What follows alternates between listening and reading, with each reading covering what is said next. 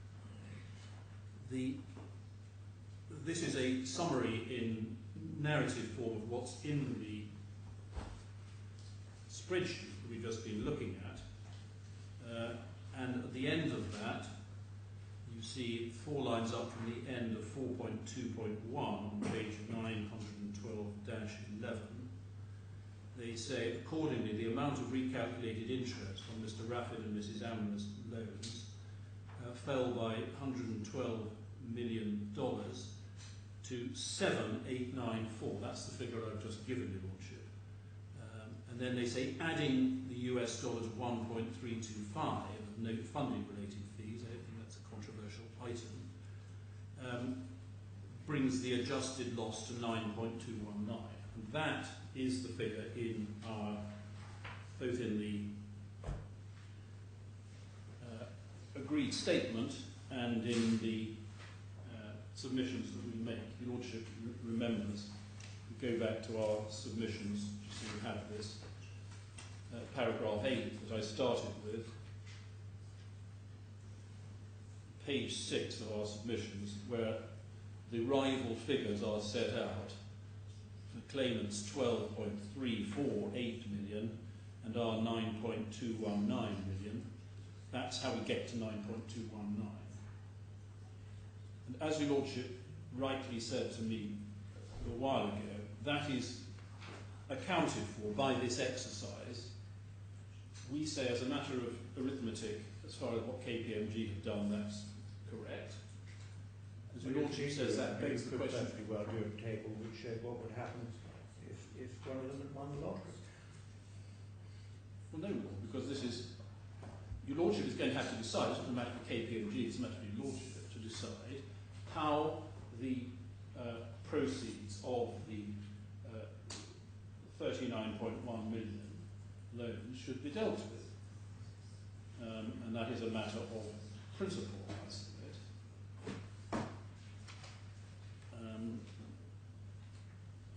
Now, can I then take up the point that your Lordship's raised with me about transferring money between various accounts?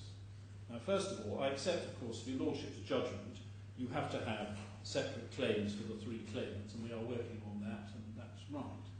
But that's different from the question of whether or not, in these scenarios that we say one has to or should look at, there would have been transfers of monies within and between accounts to the extent that we allege. Now, I said I would go to, and I'd like to go to, some of the evidence that Mr. Khorafi gave at the trial in relation to his attitude to the monies that were in particularly his wife's account. Because as far as your Lordship made the point, yes, there is no transfer from his wife's account. Well, there's transfers into his wife's account. Can I just show you what he says and how he dealt with the money in his wife's account and to what extent it was. He personally had a complete power of attorney over those accounts in relation to the Saracen matters, as he admitted yesterday. I can do this quite quickly. Can I just show you what he said in bundle, a few references in bundle F2. You should kindly take that out. F2, tab 82, page 1909.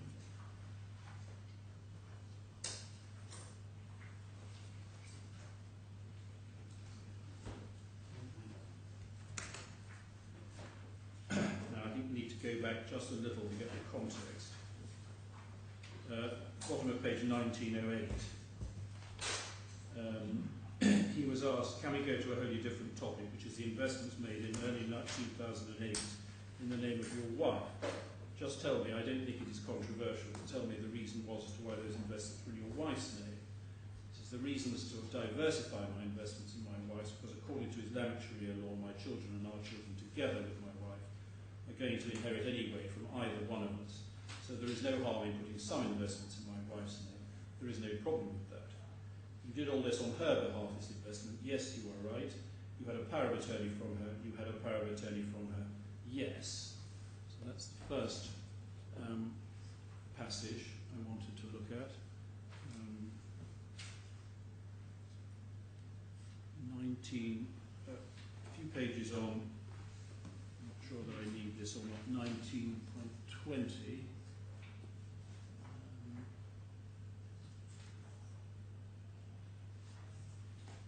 I don't think I need that one. Go to 1939.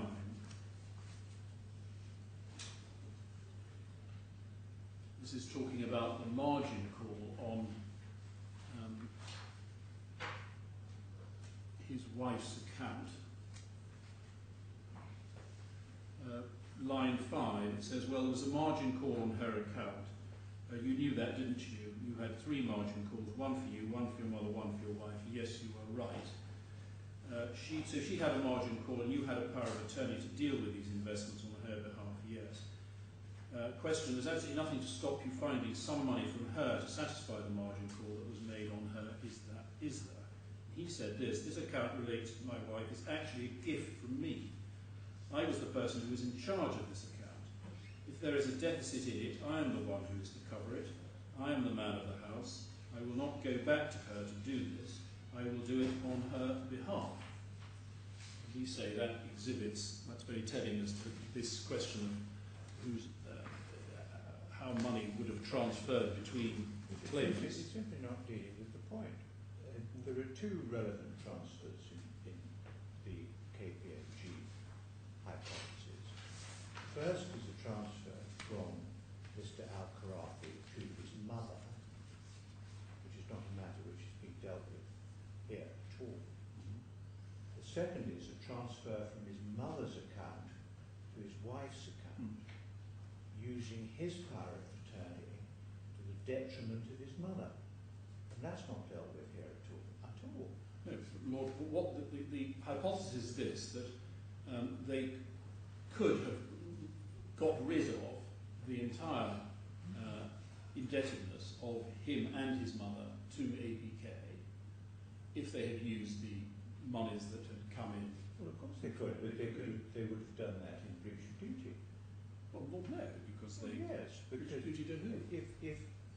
if I have a power, if I had a mother and I had a power of attorney over her bank account, and I chose to use that power of attorney without telling her to transfer money from her bank account to my wife's bank account, most people would regard that as wrong. Well, indeed, I could be convicted for it. well, not, my lord, if the arrangement is the arrangement that he is describing here between... Well, he's simply not dealing with his mother's account at all in those passages. Well, the whole 39.1 million was raised on his mother. Yes, but he's not dealing. You show me these passages in order to bolster up an assumption that he would transfer money from his mother's. Well, first of all, he'd transfer money from him to his mother, and secondly, that he'd transfer money from his mother to his wife. Well, only the these second. passages simply aren't dealing Only with the that. second, I would submit, is entirely supported by this. As for the first, my lord, the whole of the, this is a different point, but this is a good one as well, we submit. The whole of this 39.1 million that he had borrowed for his own business needs was on his mother's account anyway, which is also extremely telling. This was so that he could pay various banks, buy big Gattys and God knows what. And that was all money which was down to his mother. And the reason is, we say there's actually ample material on this throughout the evidence in the trial. Well, if there is ample material, then you should show it to me. But what you've just shown me does not support that proposition. Well, it certainly, my submission does in relation to the third claim. As far as the second claim is concerned, I rely on the point I've just made.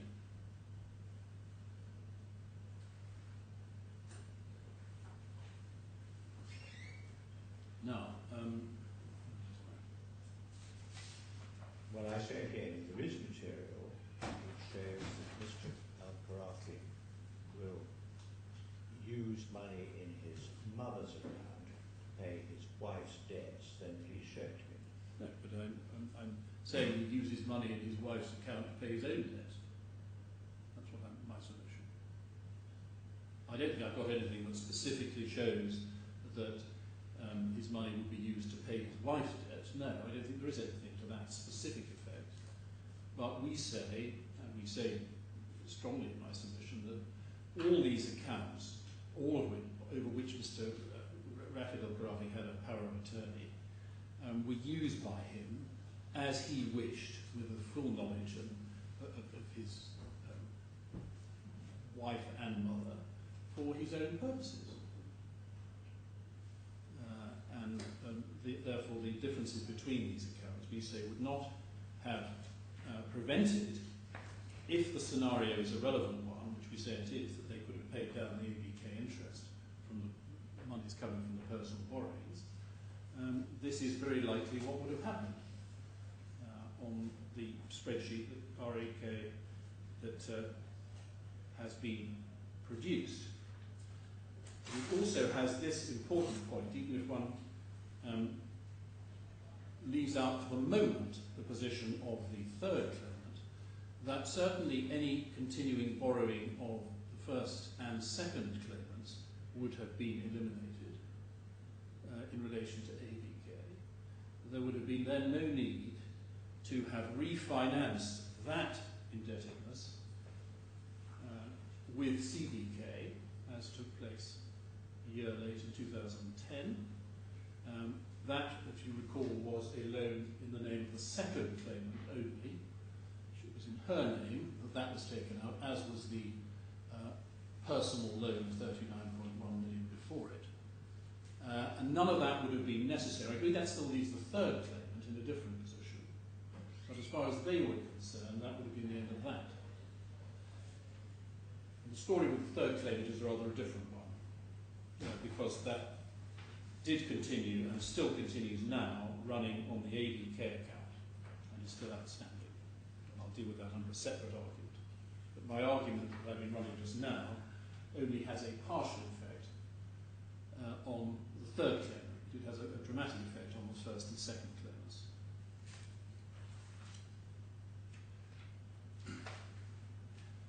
Now, Lord, could I go back to the skeleton argument and see what I need to develop further? I was at page 22. I think I can now go to the section on the actual figures, starting at 71.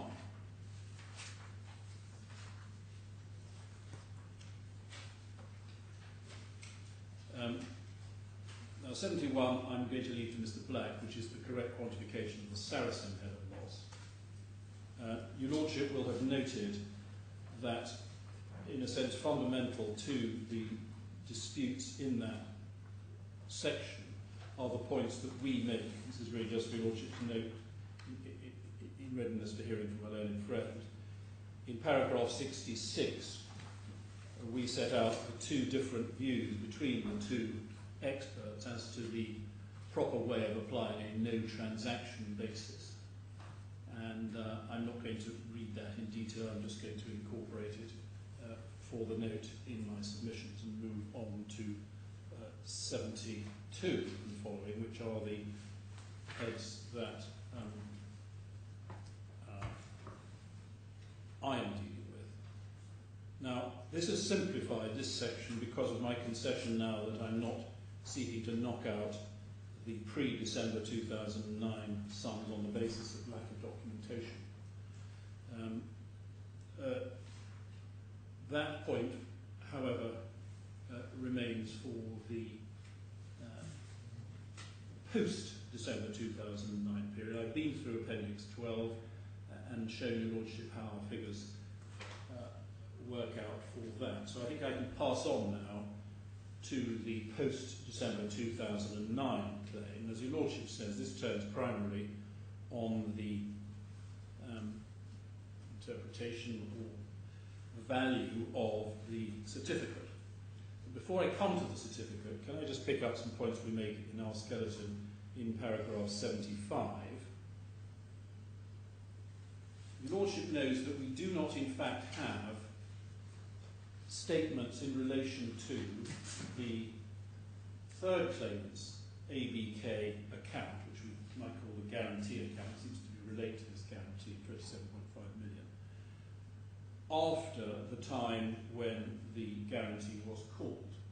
The learned friend pointed out yesterday we do have some statements in relation to it before, in relation to a different, but it was the Allied account before call, but nothing thereafter. So we don't know from any bank statement or anything like a bank statement how any interest accrued or was calculated before we come to the famous certificate. We've got nothing else at all. And one has to ask this question, which in our submission is legitimate to ask, why not? And one reason which makes it even stranger as to why not is the terms of the guarantee that the learned friend looked briefly at.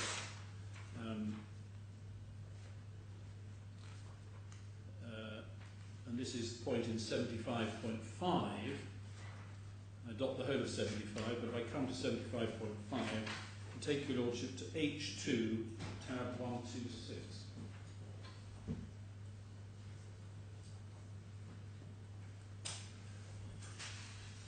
Which is this, to our eyes, perhaps slightly strange document, but anyway, it's a translation of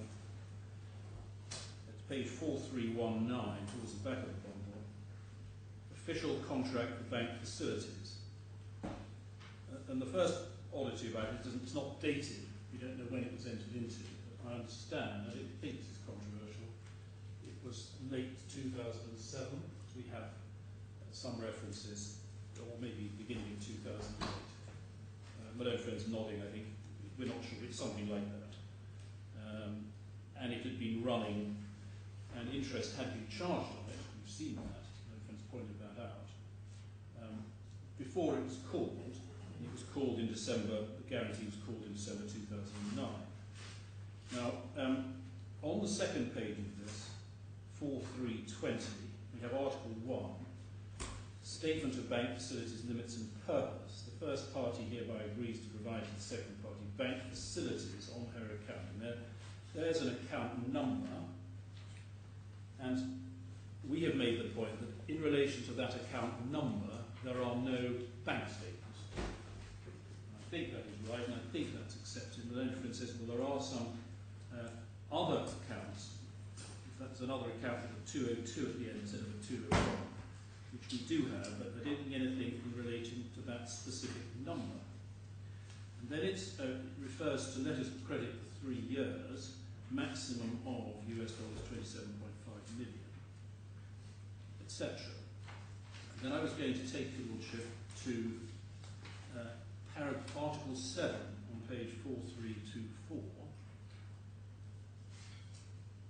which is headed as follows: Declaration of Statements of Accounts Correctness. If the first party does not receive any obligation in writing from the second party to the statement of account within 15 days from the date of dispatch via ordinary mail, this will be considered as declaration of correctness of data stated therein, and final approval of the second party of all entries and contents thereof. And if the second party doesn't receive the statements of account and does not initiate a request, the second third party should not have the right to argue non-receipt. Now, of course, that doesn't necessarily prove of itself that account statements were sent, but it certainly does prove that statements of account were intended to be sent, as one would normally expect. And it is a total mystery, which is entirely the fault of the claimants, we say, as to where these statements of account are. What are we supposed to believe? That there never were any sent at all? Seems highly unlikely. What are we to assume? I would submit that this is a glaring failure in the claimant's disclosure.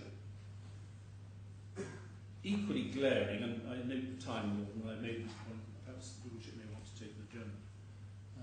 Equally glaring is the complete failure of Mr. Khorafi, or indeed any of the claimants, to give disclosure in relation to their dispute with ABK. We were told yesterday by Mr. Khorafi that there are a lot of documents relating to his dispute with ABK.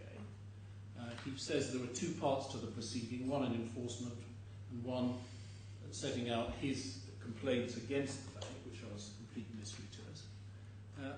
Absolutely none of this has been disclosed. When I asked him about that, he simply waved his hand in the direction of the lawyers over here, as if it was in some way up to them and not up to him.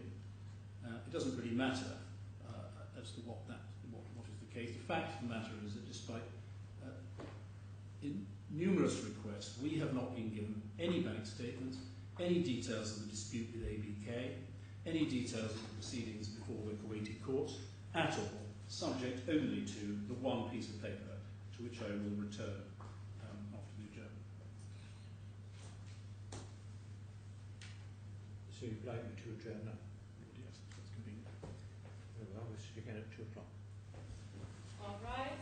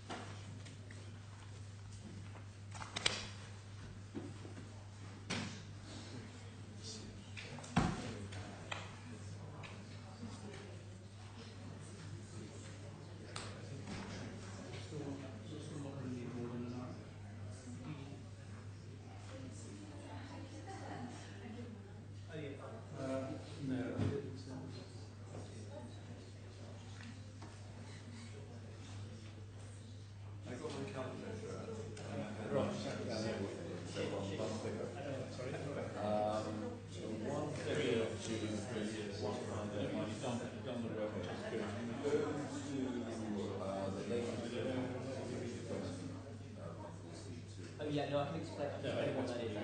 It's the section must be set up. correct. Yeah, and the reason is because there's a reconciliation error that Hedwig identifies Griffin's assessment. And what Griffin Yeah, that's what I'm is they reverse out that error to get what So that's fine. Yeah, I mean, it does add up to you're right. And that relates to the Italian investment. I'll just take one. That's to figure. You get the one for me. Probably very similar. Breaks down C1, C2. Yeah, that's right. It's So that's the one, this is the figure that's actually 165. 14 million. Yeah, right. Okay. Right. Okay.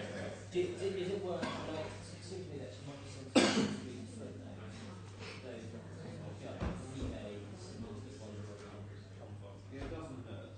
But that's okay. Okay, fine. That's, I understand. Okay, thank you.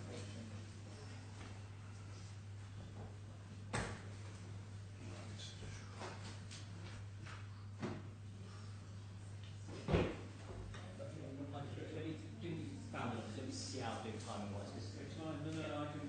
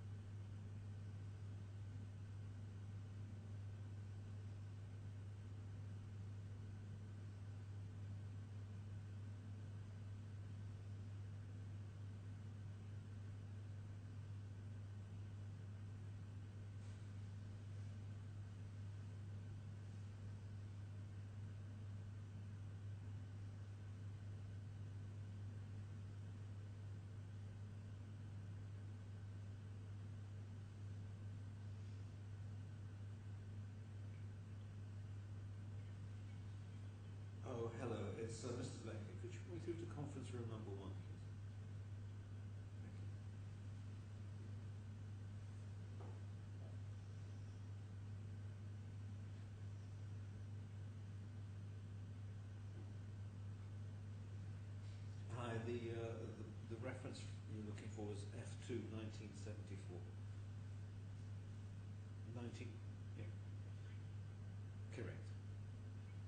Okay, thanks. Right.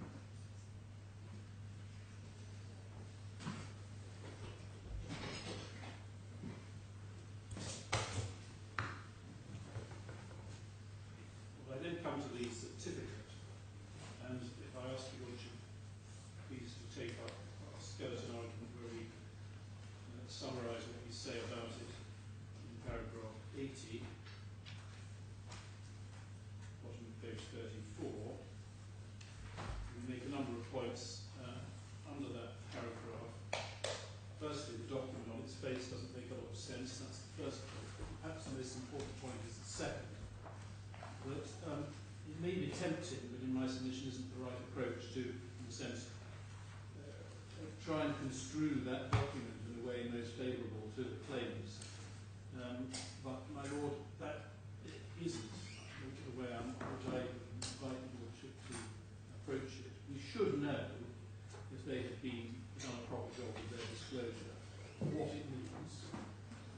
We should have other documents which would explain it and put it in context and show how the figures were arrived at. And we shouldn't be needing to do this exercise of looking at one single, rather obscure document and trying to make the most of it. So doubts should be resolved in favour of the defendants, not in favour of the claimants. You say at the bottom of page 34, or you describe this as a purported document. Is there a challenge to its authenticity? Well, there's no formal challenge to its authenticity in the sense that we haven't put in a particular notice. We just say we don't know what to make of it. I don't think, I'm not positively saying it's a forgery or anything like that. No. I mean, on its face, yes, it appears to be a document yes. Issued by the Ministry of Justice and, as we were told in evidence, signed by an individual who is head of capital execution department. Well, that's what it appears to be on its face, and I just wondered whether you're challenging that. We're not positively saying that's untrue. We're saying we don't know what to make of it and we don't know what it shows. But it was only when the evidence was given yesterday by Mr. Khorafi that we knew anything about it, really, or even who it was who had signed it. Not in a position to say that that's untruthful evidence. What I am in a position to say is this is wholly inadequate proof of a sum of some $6 million of interest which we're asked to pay. Well, I think what I have to ask myself is whether this provides sufficient evidence that the interest which accrued on the loan account of Mrs. Rifai over the period from 15th December 2009 until September 2014 amounted to $6.377 million United States dollars. I think that's what I have to Yes, ask. and you should ask that question. I accept that's the right question. In the I don't think I context, have to construe it favourably or unfavourably. well, you do, because to ask myself whether this document satisfies me at that fact. that, my Lord, I would submit must be looked at in the context of the fact that there must be, we say, other much better and more reliable evidence, such as these statements, which we say must exist in this account, which would have shown and must show somehow or other, somewhere or other, ABK actually did charge that interest, and so we shouldn't need to be looking at one document where there are a lot of other documents that have been, I make no bones about it, withheld. Well, I don't think you've established that they've been withheld, or even that they exist.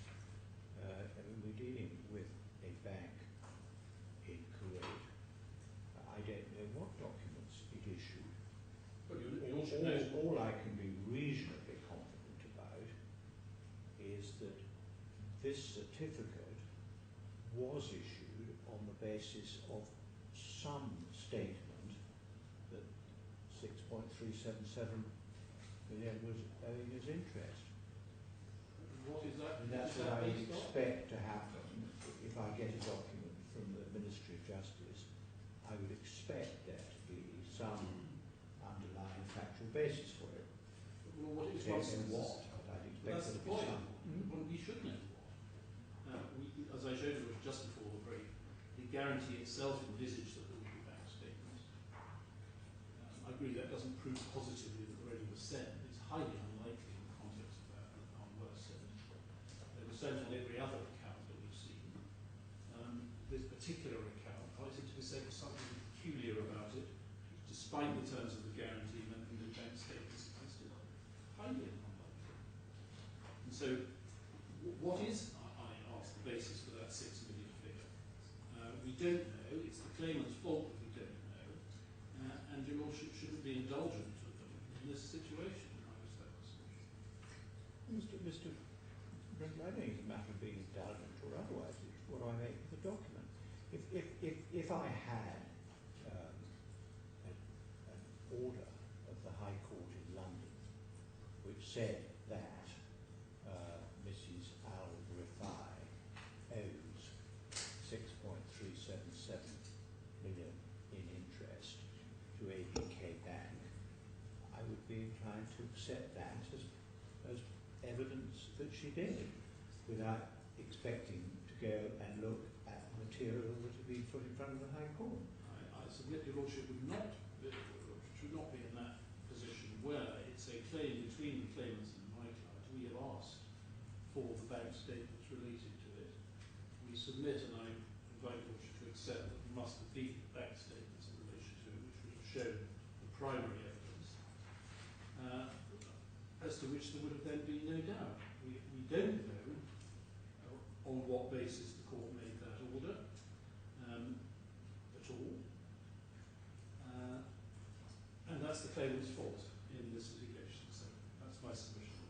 So we make those points that we summarised there. Now, just one. I do start from the position that it's inherently likely that there was some interest owing. If it hasn't been repaid. Yeah.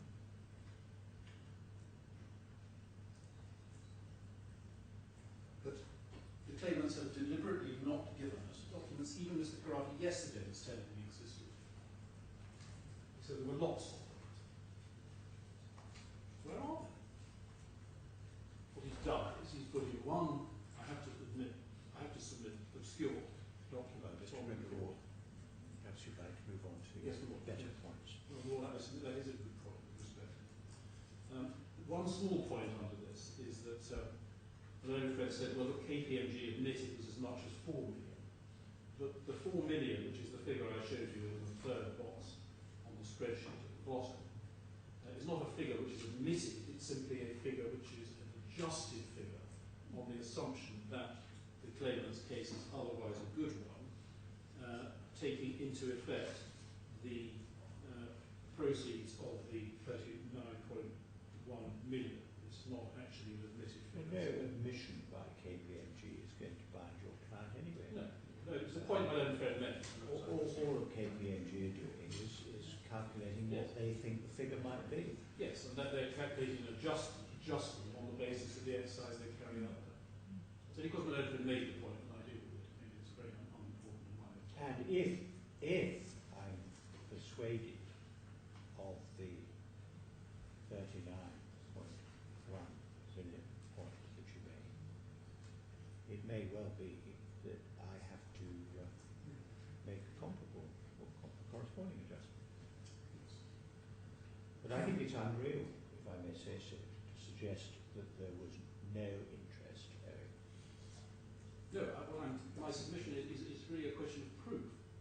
I submit that the claimants have not proved their claim. They had every possibility of doing so. It would have been very easy to do so, and they have failed totally to do so. No, if I could just ask Mr. Brindle for clarification on that, because I had understood that what was accepted was that it was at least what KPMG calculated, because KPMG are not just doing an arithmetical reduction of the 6.3, which would then, of course, lead to all my learned friends' objections. What they had done, as I understood it, was independently look at other sources and then get to their 4 million figure. I'm aware of that. Well, that's what they say they're doing. That's what their calculation does. No friend can make what policy we should take. Now, my lord, your lordship asked me this morning if there was any material indicating the free transfer of monies between the second and the third claimants. And there is one particular matter that I have been instructed on in this respect. Could I take your lordship to some material on this? First of all, could I ask your lordship to go to your judgment at paragraph 153, under A, page 48.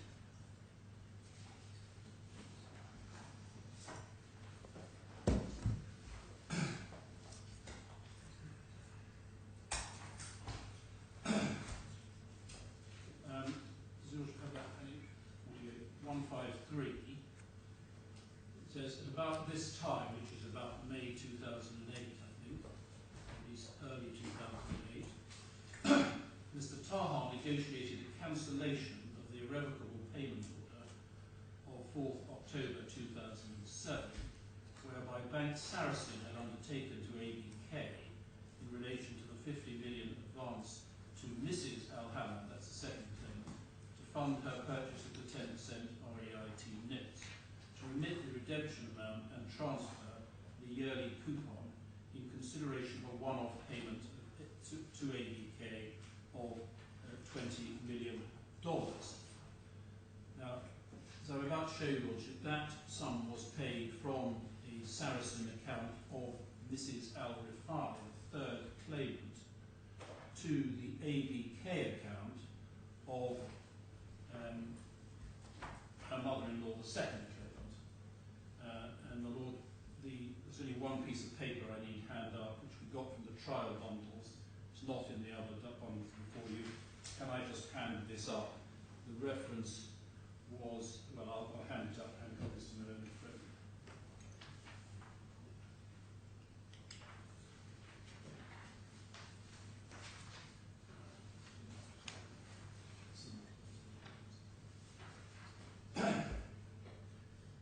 This was The number 2035. this is a document disclosed by the claimants in the trial. So the scheme Where does this come from? This is a bundle. claimant's disclosure. Claimant's disclosure, my lord. It was in the trial bundles. I don't think we have the trial bundle reference, do we? Do we have the trial bundle reference?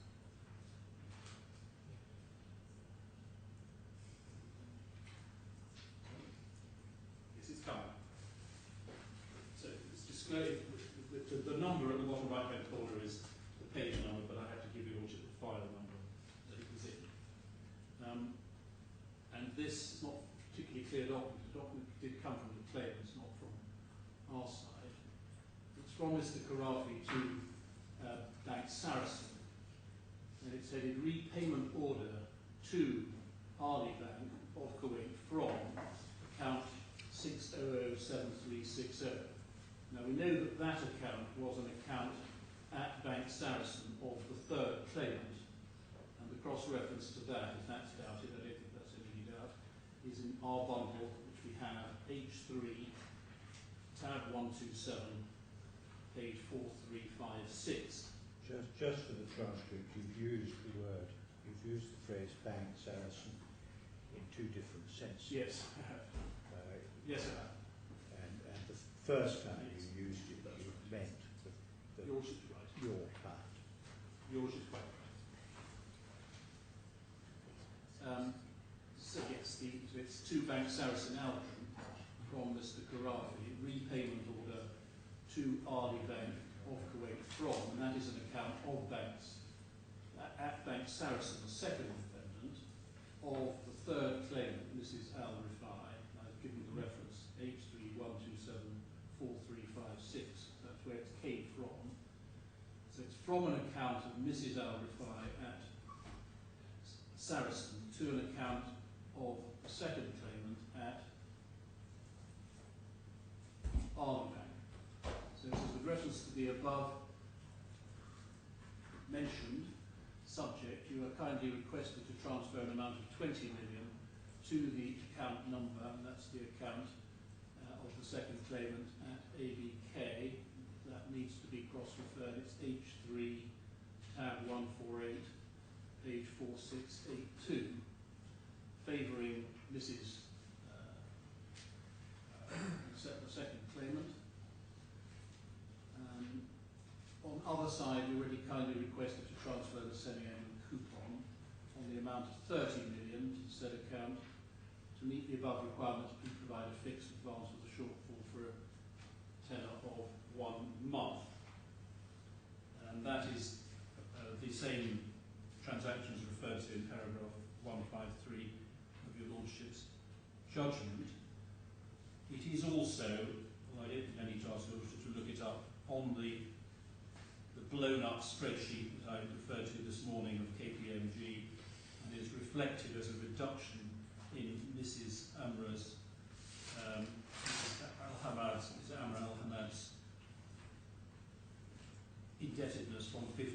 down to 30 million. So that, we say, is a very clear example of transfers from one to the other. Apparently, it's hard to see any reason why Mrs. Rifai, the third claimant, should be paying this money to the benefit of her mother-in-law in this way. But that is an example, I would submit, along the lines of what your Lordship was asking for this morning. There are two other examples relating only, I think, to the relationship between the first and the second claimant.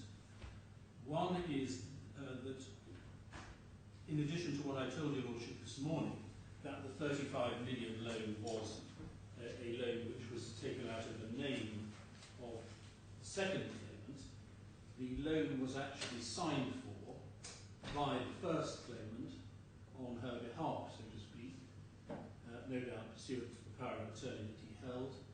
I don't think I need ask your Lordship to look it up, but the reference to that is in bundle H1, tab 116, page 3739. And the third and last reference is in cross-examination by Mr. Black at trial of Mr. Khorafi, which your Lordship can kindly take up bundle F2.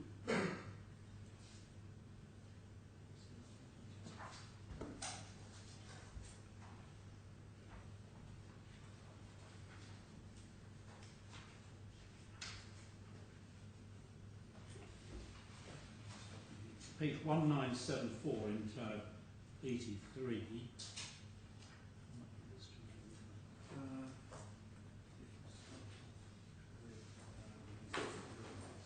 Just inviting my learned friend to help me as to how much of this to read. Start with that question. Go on to just down to. Yes. We all should have page 1974. Well, not at the moment, because I'm still trying to think of a suitable place to put in this loose piece of paper. Oh. Because if I don't, I should probably lose it. Yeah. Never mind. You want me to look at F2? Yes, I'm inviting my instructors to think about a good place to put it. But while she's doing that, F2, tab 83, 1974. It's really the whole of this page, not much else. Mr. Black is asking Mr. Khorafi about Rafco, amongst other things. So for the second line, he then says, in 2007, very soon after you took out the investment bank Sarasin, you drew down another 35 million, didn't you? I stand to yesterday's position I stated regarding this point in particular, that I was offered by Sarasin Bank to be given $35 million and I accepted the same. I've never asked to be given the same. That money was secured on my mother's assets, wasn't it? As per Mr. Rohit's comment, he said to me, as per your investments as a family, as per your investment, he did not specify my mother's investment, or my investment, or my wife's investment. Mr. Rohit said, as per your investments, as per your assets, we're going to give you 35 million. I have to suggest to you, you knew that the 35 million was secured on your mother's assets, didn't you? No. Where did you think the security for that 35 million was coming from then? I repeat the same answer. It's the same thing. He said to me, from your assets. That money was needed for Rafco, wasn't it? I repeat the same answer. Rafco's got its own money.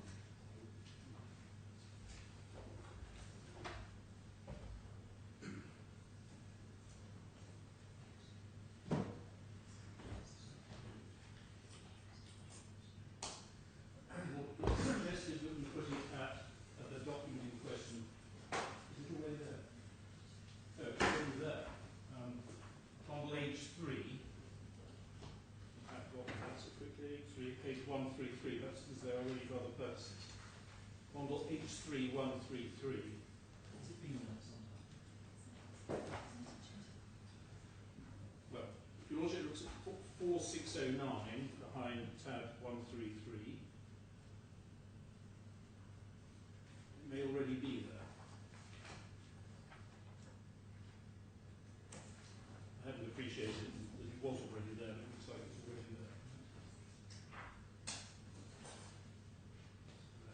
It's easier than I thought. Yes, it is there. It's a matter much easier copy to read. Easier to read, yes. Why let Judge see a document which is already there that he can read, if you can give him one which he hasn't got and he can't read? Here we are. Now, I think that's all I want to say about Mrs. Rifai's claim in relation to continuing ABK interest. I now turn and deal, I think, quite briefly with CBK.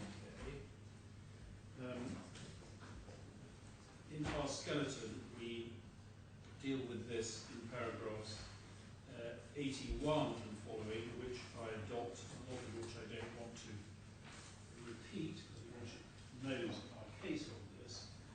Now, of course, if KPMG are right in their approach that we went through this morning, there would have been no CBK lending at all. We're not dealing here at all with the third claimant. The third claimant is left with the ABK position. The refinancing, if that's the right way to describe it, through CBK was of the indebtedness of the first and or second claimants, and the CBK debt was taken out in the name of the second claimant. You see, if KPMG are right, the whole ABK indebtedness of those two claimants could and would and should have been repaid, leaving no need for this refinancing. I don't think it's right to say if KPMG are right. What you mean is if I adopt the hypothesis on which KPMG have worked. Yes, that's right. But KPMG have no idea whether The that's Lordship's right. formulation is right and mine is wrong. Yes. That was shorthand and an unhappy shorthand for what your Lordship has put it. Now, in fact, what is happening here, it was pretty clear from Mr. Khorafi's evidence yesterday, is that for whatever reason, the first and second claimants didn't want to liquidate their assets in order to pay off ABK. They have a dispute with ABK, which is still an enormous mystery to us. Again, I go back to the point about lack of disclosure. We still don't really know what this dispute is. But anyway, they decided to get rid of ABK because they were threatening to do terrible things to them, and go to another bank who they managed to get money from to effectively refinance. But Lord, is it really right, as a matter of the proper approach to this case, to say that that new loan which they took out from CBK is to be attributed to the default of my clients some years earlier, that is still some continuing loss resulting from our default? And our submission, for the reasons we set out in this skeleton, clearly no. They did it because they decided they'd rather not liquidate their assets, and they had to get ABK off their backs, and so they wanted new indebtedness from CBK rather than paying off the debts. And so we say that is quite apart from the KPMG point that I've just made, your Lordship has articulated more accurately than I did. That is, in any event, another reason why, as a matter of causation, scope of duty, or whatever, these CBK loans are not recoverable. Now, of course, we then have the further twist on the CBK story, which we discovered last week, that in fact the arrangement with CBK was only for a period of 2 years and was then further extended or renegotiated, or whatever the word is. And we deal with that in our paragraph 85.4 and 85.5.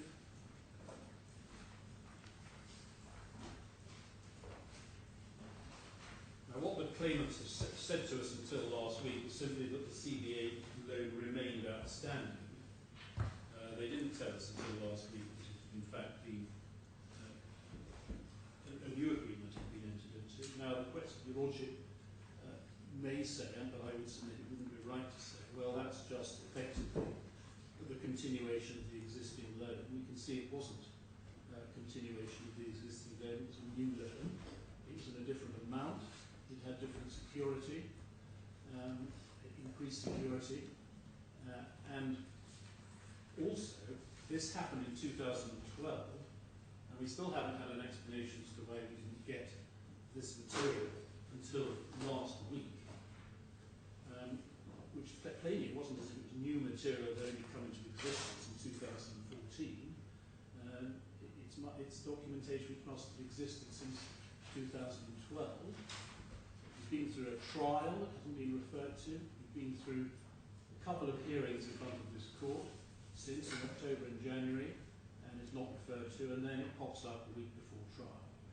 Now, even if your Lordship thought all our other pleading points were valid, your Lordship might have a bit of sympathy with this one. But anyway, something's gone badly.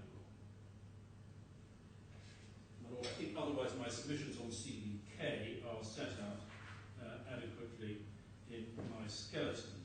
There isn't, I think, a particular number crunching point here, so to speak, in terms of dispute as to the figures where your Lordship needs to compare KPMG and Griffin and all that. I don't think there is a point of that nature.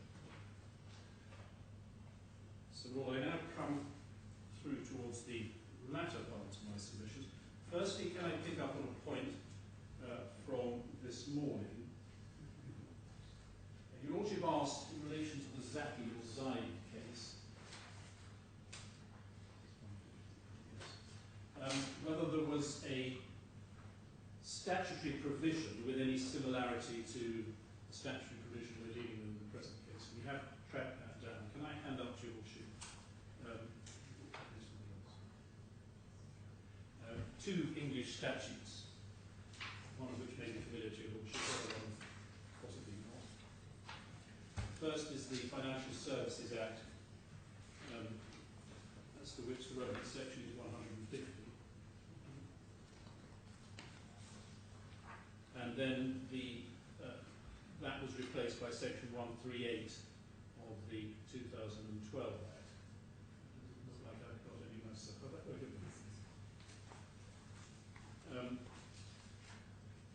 Section 150 is the fairly well-known section relating to actions for damages resulting from breaches of the Act or rules made under the Act. The Lordship should have that on the second page of the clip relating to 2000 statute. A contravention by an authorised person who is actionable at the suit of a private person who suffers loss as a result of the contravention, subject to the defences and other incidents applying to actions for breach of statutory duty.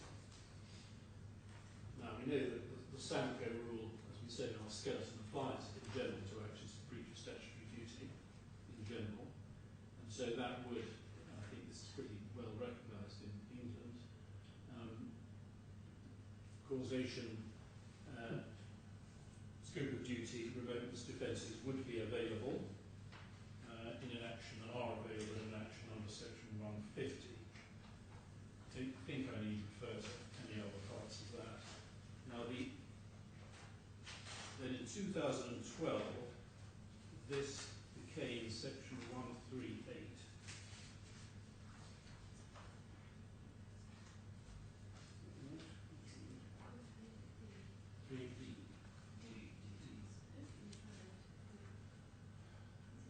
Yes, I've got it. 138D.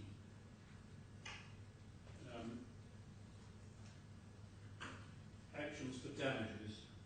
And this was, I think, the rule, the section in play in the Zaid case. So subsection 1, a rule made by the PRA may provide that contravention of the rule is actually the suit of a private person.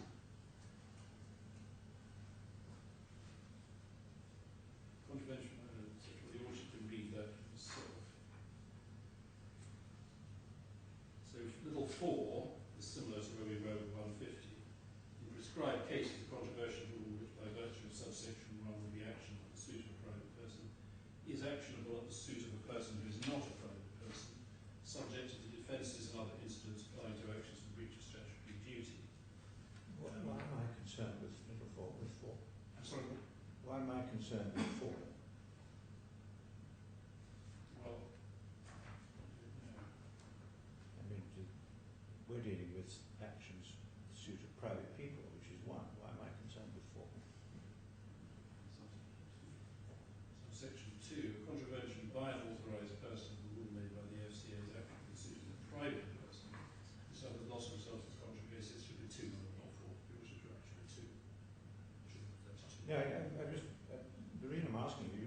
read me form. I know, I was wrong. Understand what I'm... I was wrong to do so, apart from. So I can forget that. Except I was wrong. But 2 is the relevant one.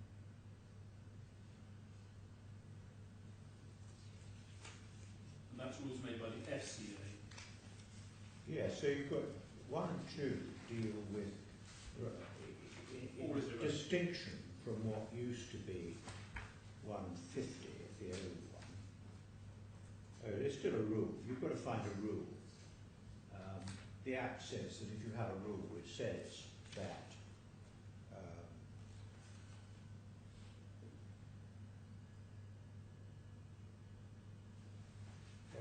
one, you've actually got to have a rule which says that it's actionable.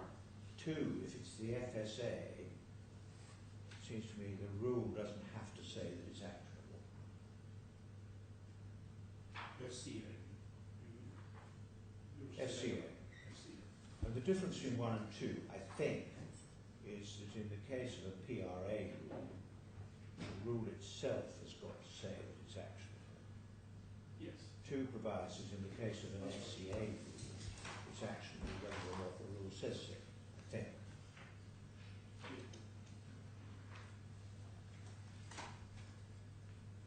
So 2 is probably the nearest. Yes. Yes, I apologise for referring to 4, which was the nearest to what we've got.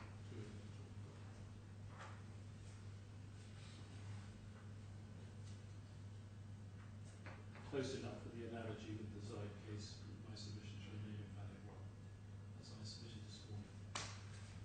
And that only leaves, I think, 2 topics. 1, interest, and 1, multiple damages, secondly, multiple damages. There's not much to say in relation to interest. I would submit your Lordship's analysis yesterday afternoon of the 3 different types of interest is correct. So there are, firstly, the post-judgment interest, as you mentioned. Then there's put these in your bundle too. Right.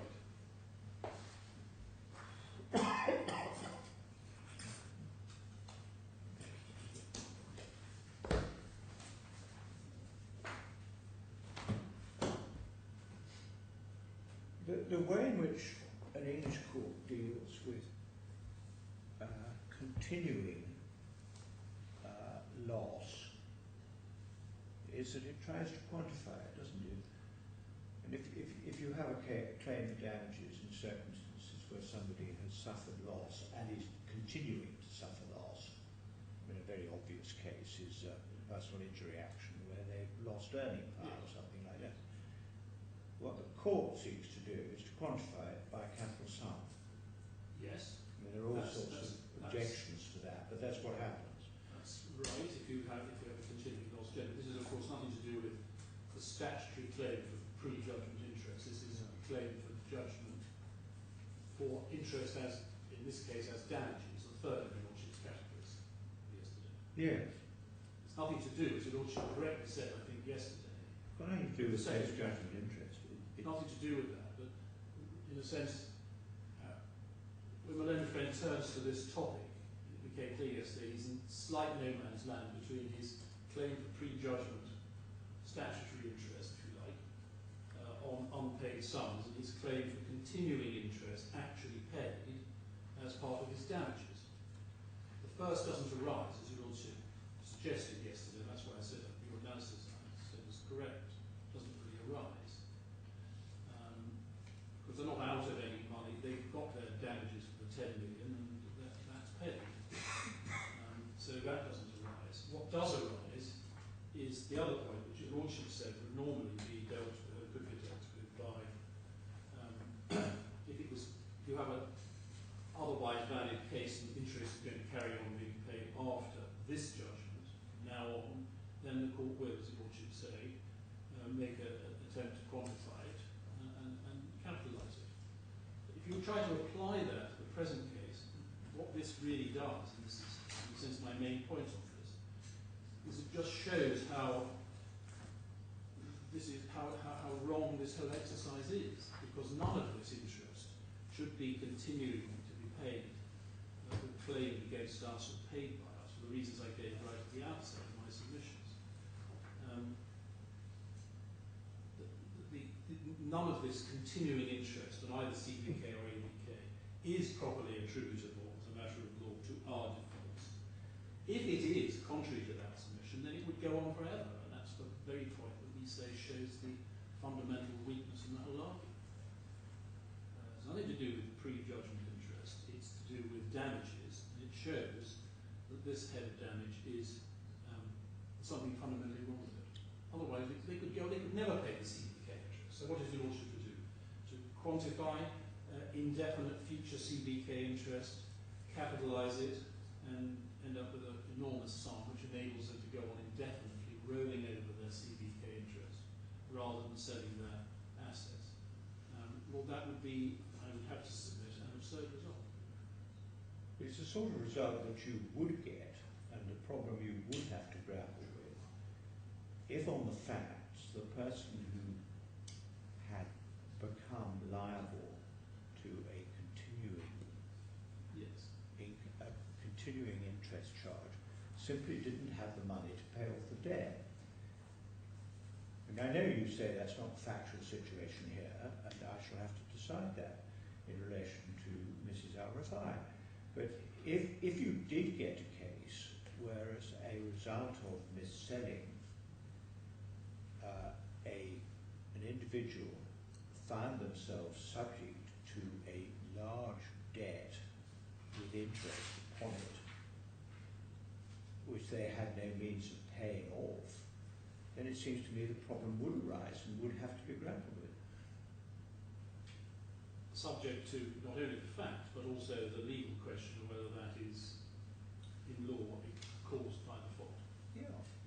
But yes, subject to both the facts and the legal analysis, yes, such losses can be continuing beyond a trial. I tell you that these shares are a surefire winner. They can only go up and will never go down. And I will lend you £500,000 to invest in them. So you borrow £500,000, and in due course the shares go down instead of going up, and they get sold for £450,000. So you're left with a £50,000 shortfall, which you haven't got the money to cover. And that goes on generating an interest stream. Well, now, it may be that in that sort of case, the answer is you give them the £50,000 paid off, but it is a problem that one might have to grapple with. And that's why I'm slightly resistant to the suggestion that describing the problem shows that it's so absurd it can't arise. It seems to me that it could arise, and therefore one has to ask oneself, how would one deal with it if this was that case? Or I accept the submission because that you urge on me that this isn't that sort of case anyway, so I don't have to deal with it. Well, the nub may lie in your lordship's, in the course of what your lordship just said. You said, well, maybe you give them the £50,000 to pay it off, because that may be the answer. If you have this £50,000, let's say £50,000, going on forever, that is not claimed, because here the loan is not claimed. Now, what's claimed is the interest on it. And so it said, well, I'm not claiming the £50,000, assuming it's £50,000 back from that year, but I've got this £50,000 loan, I owe it. I'm not claiming it from you. I'm not saying that was caused by what you do. What I'm saying is the interest that I've got to pay on it, capital not being claimed, goes on forever. And the answer probably would be, in that case, that the court would say, well, why aren't you claiming the £50,000 as being something that you've lost? If I give you the £50,000, that'll clear it, and then you have to pay all this interest. But the claimants haven't done that. They've not asked for that. And I said it in the opening of my submission, that is rather telling. It's not simple, unless it's treated as some indulgence to us that they haven't done so. They have 27.5 million is not claimed as being money that is a head of loss caused by our defaults. So more that's that point. And more, that just leaves multiple damages. And you should just allow me a moment to get a different model out of this. Because my learned friends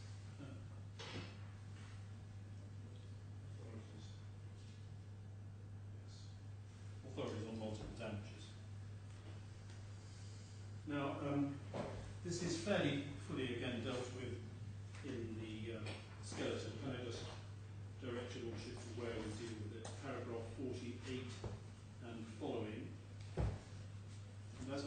friend said, the first point is a jurisdictional point as to the application of Section 40,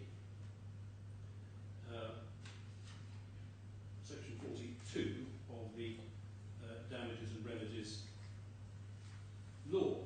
That's our paragraph 48, and we set out what that says. And as you all should see from our set, we say that the basic scheme of this legislation is that in paragraph 51, the regulatory law, we say, is intended to be and constitutes a complete code of all remedies available for breach of that law. I don't think it's going to help my lord to see that Collins case about solicitors, but it's a similar situation there. We set out in the rest of 51 what the various consequences are, which are specified as being breaches of the regulatory law. So we have Section 65, which the learned friend is going to deal with a little bit later on, various other powers, and then lastly Section 94, and its common ground. Section 94 itself says nothing at all about anything beyond compensation, and indeed I didn't really understand the learned friend's submissions about compensation and damages, but maybe that was my fault. Section 94 is obviously dealing with compensation, and that is the principle which it encapsulates. I think what he says, in the hope that I've understood it, so that I can explain my understanding to enable you to deal with it, I think what he says is that 94 actually provides, 94 sub 2 provides that the court can award damages or compensation. I think that's his point. Well, that's certainly not how I... So it's not restricted to compensation to the exclusion of damages, if in fact there is a difference between them. Well, I certainly don't read it that way. In my submission, 94 is providing for compensation for someone who's suffered loss or damage. Well, 94.1 talks of somebody being liable for compensation for loss or damage.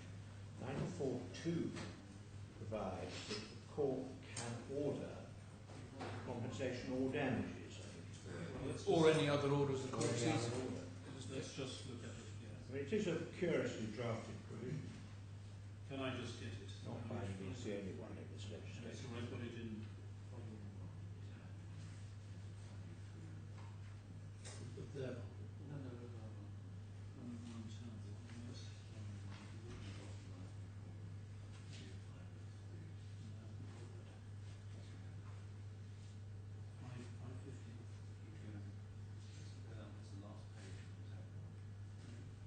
Sorry, well done. Yes, I've got it now. And I think if I've understood it, Mr. Hill's point is that I shouldn't get hung up on the view that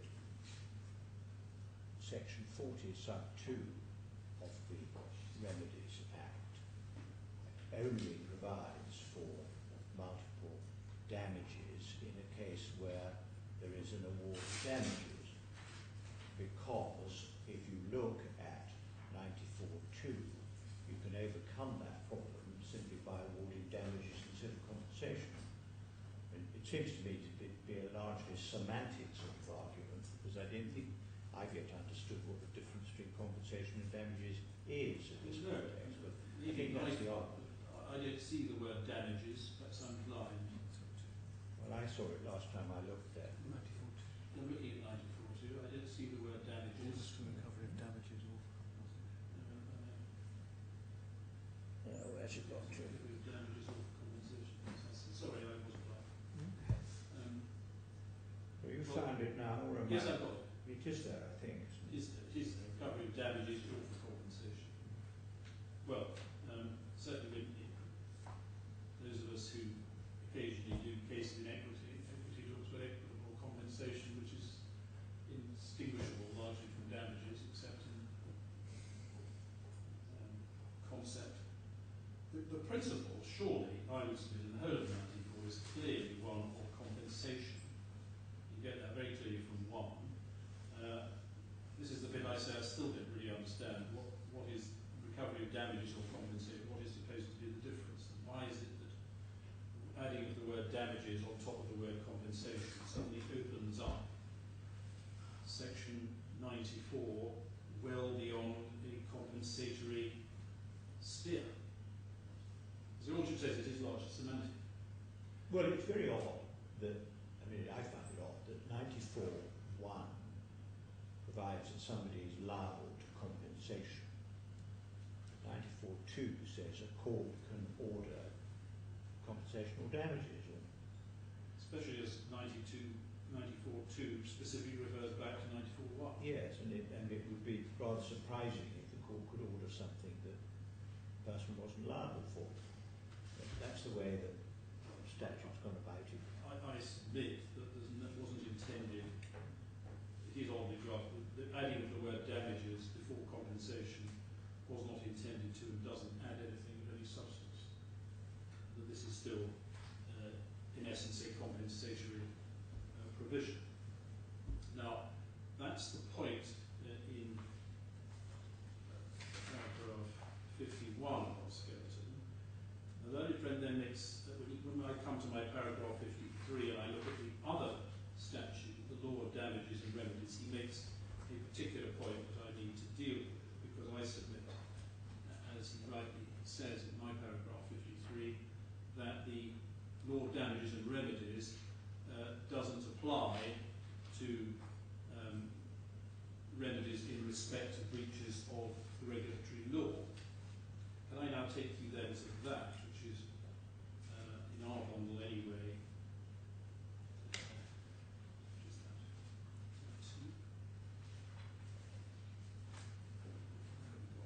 no, that was in my learned friend's bundle. But he took you to it, so it is bundle, it's tab 3.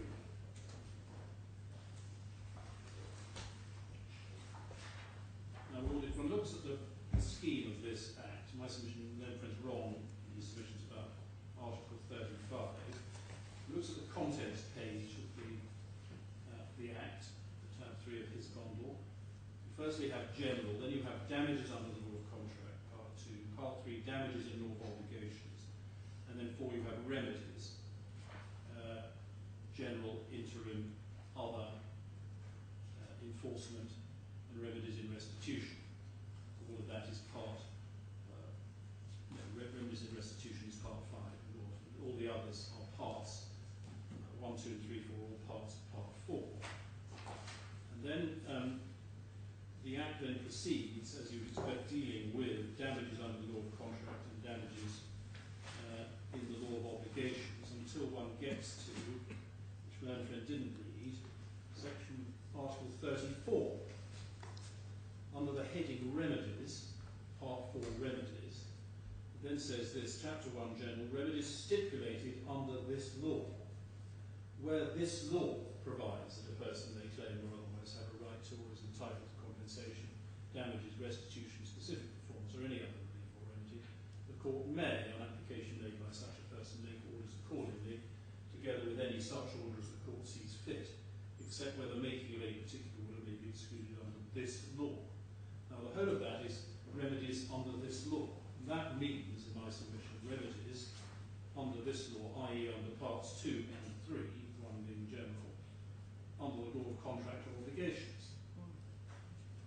Then 35 says, and this in my submission is not remedies stipulated under this law at all, is other orders, where a person commits a breach of any requirement which is imposed under any DIFC law, not under this law, the court may, on application of any person who is aggrieved or suffered loss or damage, make one or other of the following: damages, compensation. There again, the law conceives damages and compensation. Both there, what the difference is, one doesn't know.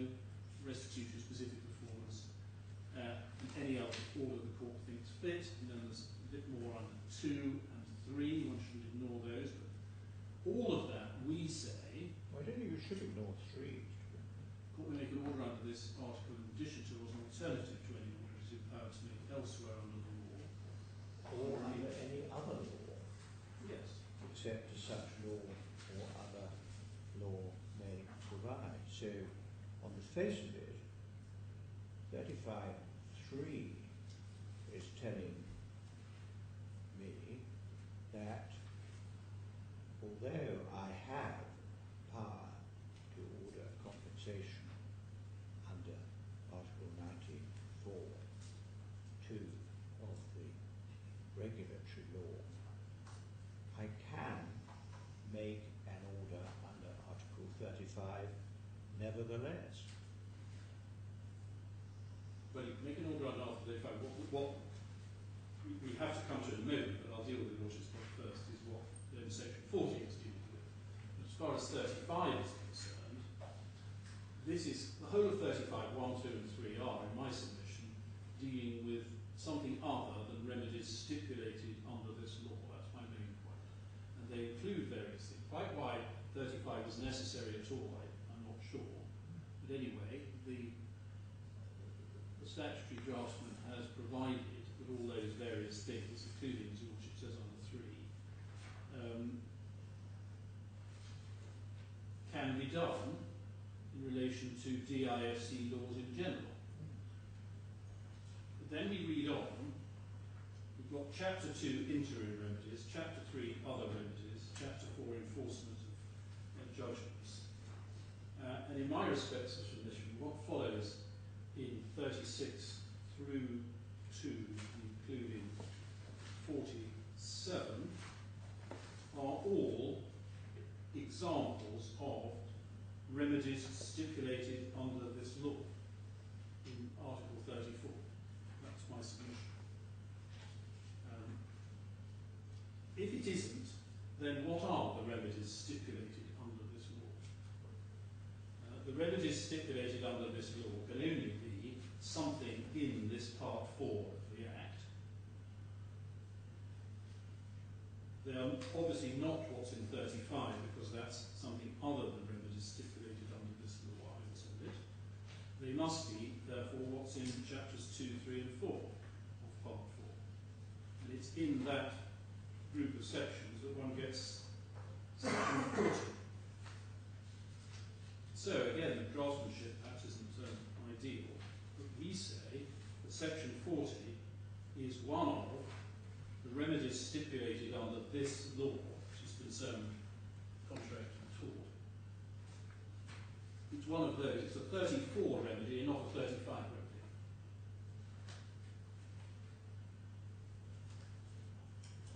That's the point that we make.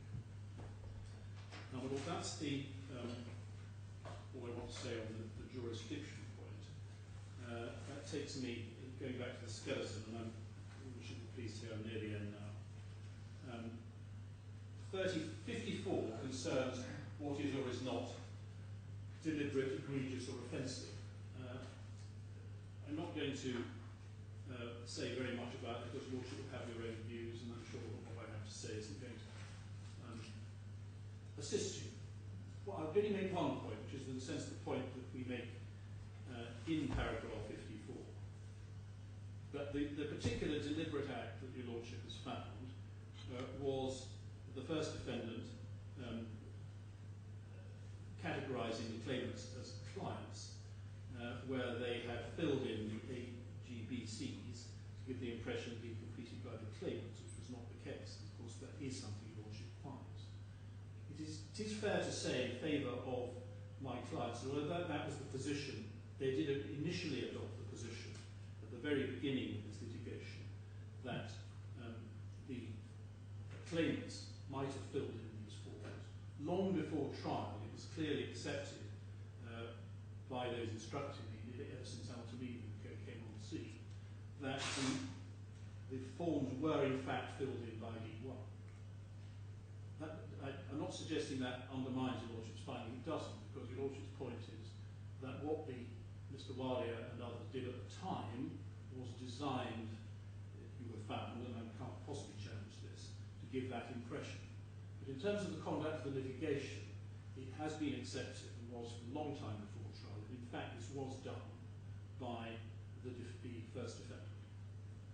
I said it's a litigation point. That may be a point you can It's a take litigation in relation to indemnity costs. My present view is that the conduct of the litigation is not actually a reason for making an order under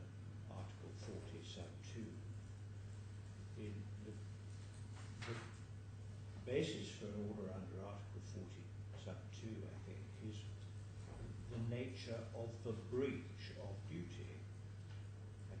I'm notwithstanding what Mr. Hills has submitted to me, I'm not frankly persuaded that whatever I think of the conduct of the litigation has much to do with this point. What it concerns me, if you haven't understood it from my judgment, it may help you if I spell it out again. What concerns me is that there was a deliberate breach of the regulations in order to make a profit out of these clients. Well, I'm aware of what you found. I mean, that's the finding. That is, if I may say so, that is definitely clear from the judgment. Well, I hoped it was. It is. I'm making what I describe as a mitigation point, because the Lordship has a discretion here, even if the Lordship says, well, what you repeat what you've just said, the matter is still discretionary, and the fact that, if I'm right, the point wasn't persisted in the litigation is relevant, at least to your Lordship's discretion, and that's my paragraph 56 point. I see what your Lordship's saying, but I think it would come in there, even if not as a definitional point as to what constitutes deliberate or egregious conduct. As for discretion, there's not a lot more I can say or can assist you with. I simply say what I say in the written text. So that just leaves one point, which is, if your Lordship has a discretion, what are the principles, if there are any, or is it palm tree time, on which your Lordship should exercise that discretion? Now, the learned friend is very dismissive of our argument that one might gain some assistance from the exemplary damages under English law. I accept that there's nothing in the section that in any way incorporates the English law of exemplary damages.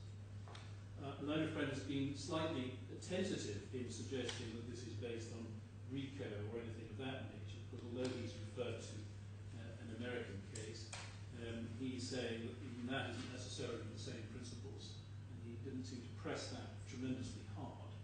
Our point is simply this: if your Lordship has got this discretion to award up to triple damages, what are the sort of factors that should activate your discretion?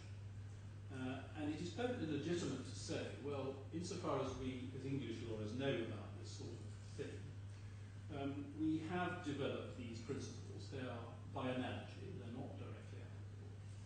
And particularly the point in our 57.2 has been and is relevant to whether your Lordship awards double damages, triple damages, or what the multiple is, or the extent to which one goes beyond compensation. This is the idea that conduct has been calculated to make a profit. And it would be a rational approach, if the Lordship has the discretion, and there is jurisdiction, to say, to apply that principle. And if your Lordship did apply that principle, we then make the points in paragraph 59 that, in fact, if one applied that approach, we say that it would be hard to see how that would justify anything above a compensatory payment. I make that point in paragraph 59. Now, if your Lordship doesn't apply that approach, I'm not quite sure what approach your Lordship's going to do. Just say, well, I think they jolly bad is, I'm going to double the damages. It sounds to most English lawyers a little irrational. I certainly would submit that your Lordship may have some reluctance to apply the matter in this way. So I just simply say this is useful by analogy, not directly applicable. It may help your Lordship if your Lordship is searching for some principle on which to exercise discretion. So well, I think that is all.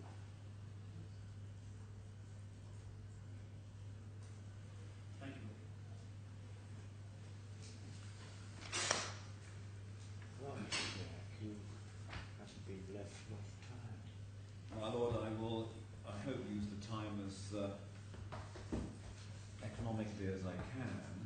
I will certainly I'm not under any time pressure. I'd like to be away by about 7 o'clock. Well, my Lord, I would hope that I'd like the court staff to be away a good deal earlier than that. on, my Lord. I should hope there shouldn't be much longer than an hour, but we'll see how it goes. We do have to look at some figures, which always slow matters down, but happily I did have the opportunity to talk to Mr. Shivji, my little friend's junior, over the short adjournment, and I understand the derivation of the figures that are new. And indeed, following my Lord's observations, I think it would be most useful if I first addressed Head B, the joint statement, before addressing the issues under Article 65 of the regulatory law. And my Lord, that's best done by the document, by reference to the document we received this morning, which is the marked up joint statement. And in particular, although it's not paginated, it's the second page of that. Well, the second page has provision for you to insert something. Do you want to insert something or not? My Lord, yes, I'm going. Well, my Lord, again, it was given to us this morning. My Lord, I'm going to go through the differences between the parties, and by the time I hope that I sit down, my Lord will have all the figures that are necessary to deal with Head B. What we do... That sounds like an invitation to do it myself. Well, my Lord, what you can't do is make certain concessions on behalf of my client, which I'm about to. So, if I may be permitted, my Lord, I will get on with it. The difference between the parties is exemplified at paragraph 7, and there are, and if you deduct the two figures, there's something of the order until today of 3.8 or 3.9 million between us. As I run through the issues, that difference will narrow, my Lord. There are 6 differences that flow from what is set out, particularly at paragraph 9, and they're these. Number 1, whether any interest is payable at all on the 39.1 million, which is the evidential issue. Secondly, whether there should be deducted the debit balance on the third claimant's account.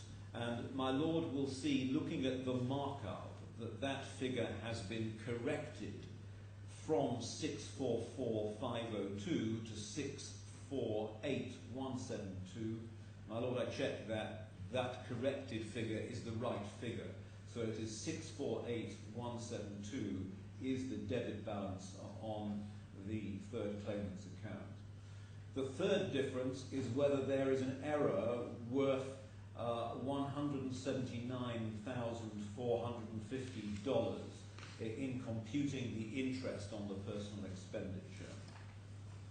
Fourthly, whether the sum of $32,449 should have been deducted at all. Fifthly, whether the sum of $1,148,466 should have been deducted at all. And sixth, whether there should be a deduction in the defendant's favour of $354,444. So dealing with the first and most major issue, which is whether interest is payable at all on the 39.1 million. May I respectfully remind my Lord of the evidence that we've looked at briefly before that Mr. Khorafi gave at trial. That is found in bundle F2 behind tab 83, and it begins at page 2014. The right question is not, I think, whether interest is payable at all on 31.9 million. Interest has been paid on it. The right question is whether that's a loss resulting from the breach. whether the fact that interest had to be paid on it is a loss resulting from the breach. As I understand Malone and Friends' case, their case is that no interest is payable on that money. They accept But that. they paid it already. Well, my lord, they're seeking to recover it back. They're seeking to charge you with it. Yes. And Mr. Brindle's client too. Yes. But they're seeking to charge you and Mr. Brindle's client with what they have paid in relation to the interest on 31.9 million. Yes. Because they say, but for the breach of duty, they wouldn't have taken out that loan, they wouldn't have had to pay the interest. Well, my lord, That's what I thought their case was. Yes, well, my lord, I take issue with obviously that position.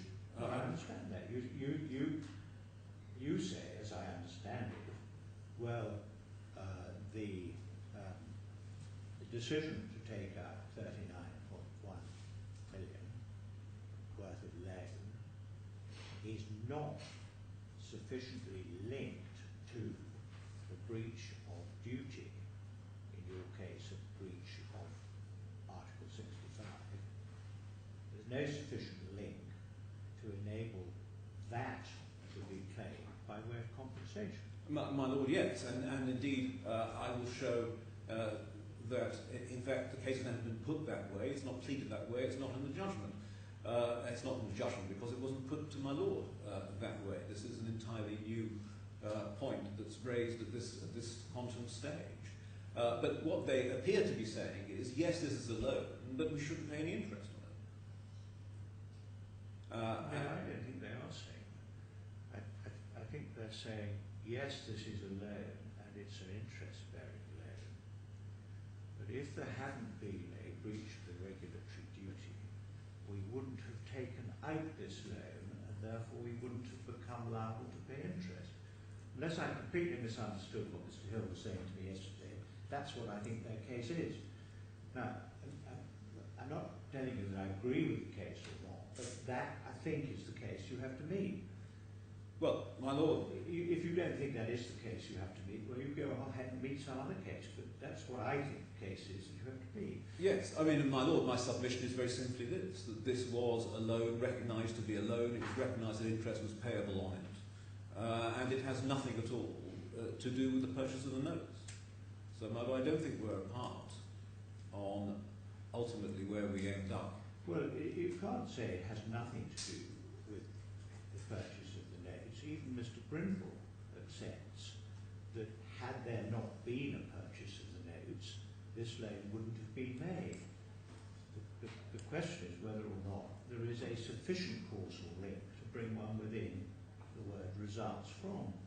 Well, no, that results if you from... apply a pure but-for test, there wouldn't have been any sort of relationship with Bank Sarasin, and this loan wouldn't have been made.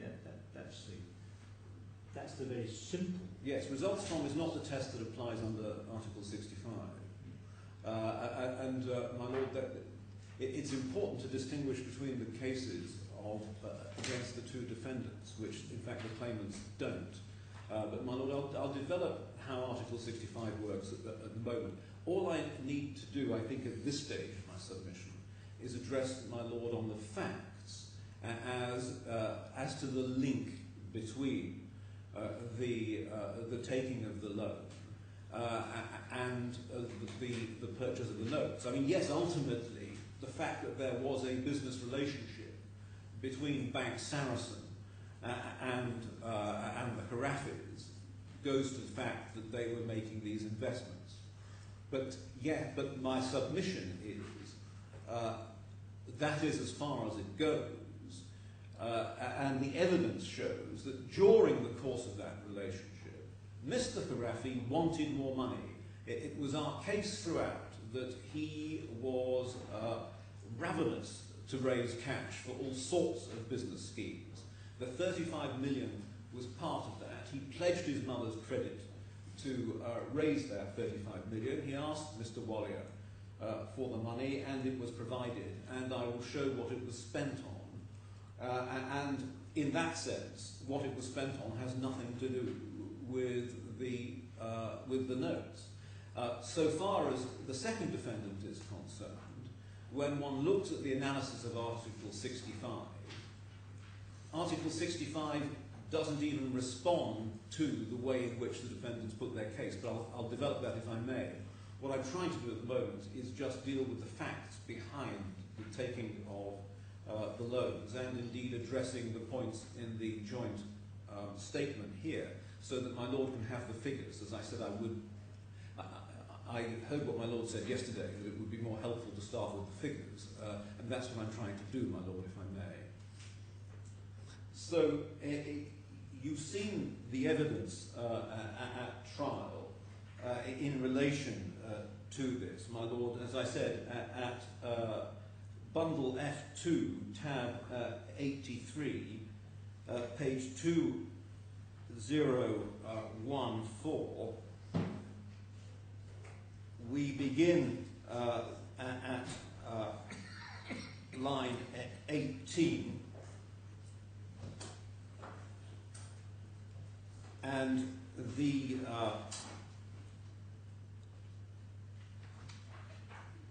this is the evidence that ends up at page 216, where Mr. Khorafi is saying, "This is part of the loan I received from Saracen Bank, Mr. Rowett. When he has given me this loan, he did not specify to me to use this loan. He said, this loan is for you personally. Use it wherever you want. I used it in paying the interest and in buying trucks for my family's company, stuff like that." My Lord, what is clear from the evidence is that Mr. Khorafi accepted it was a loan. He accepted that the loan was repayable. What he was saying was that Mr. Alia had told him that he would be repaid from the profits on the investment.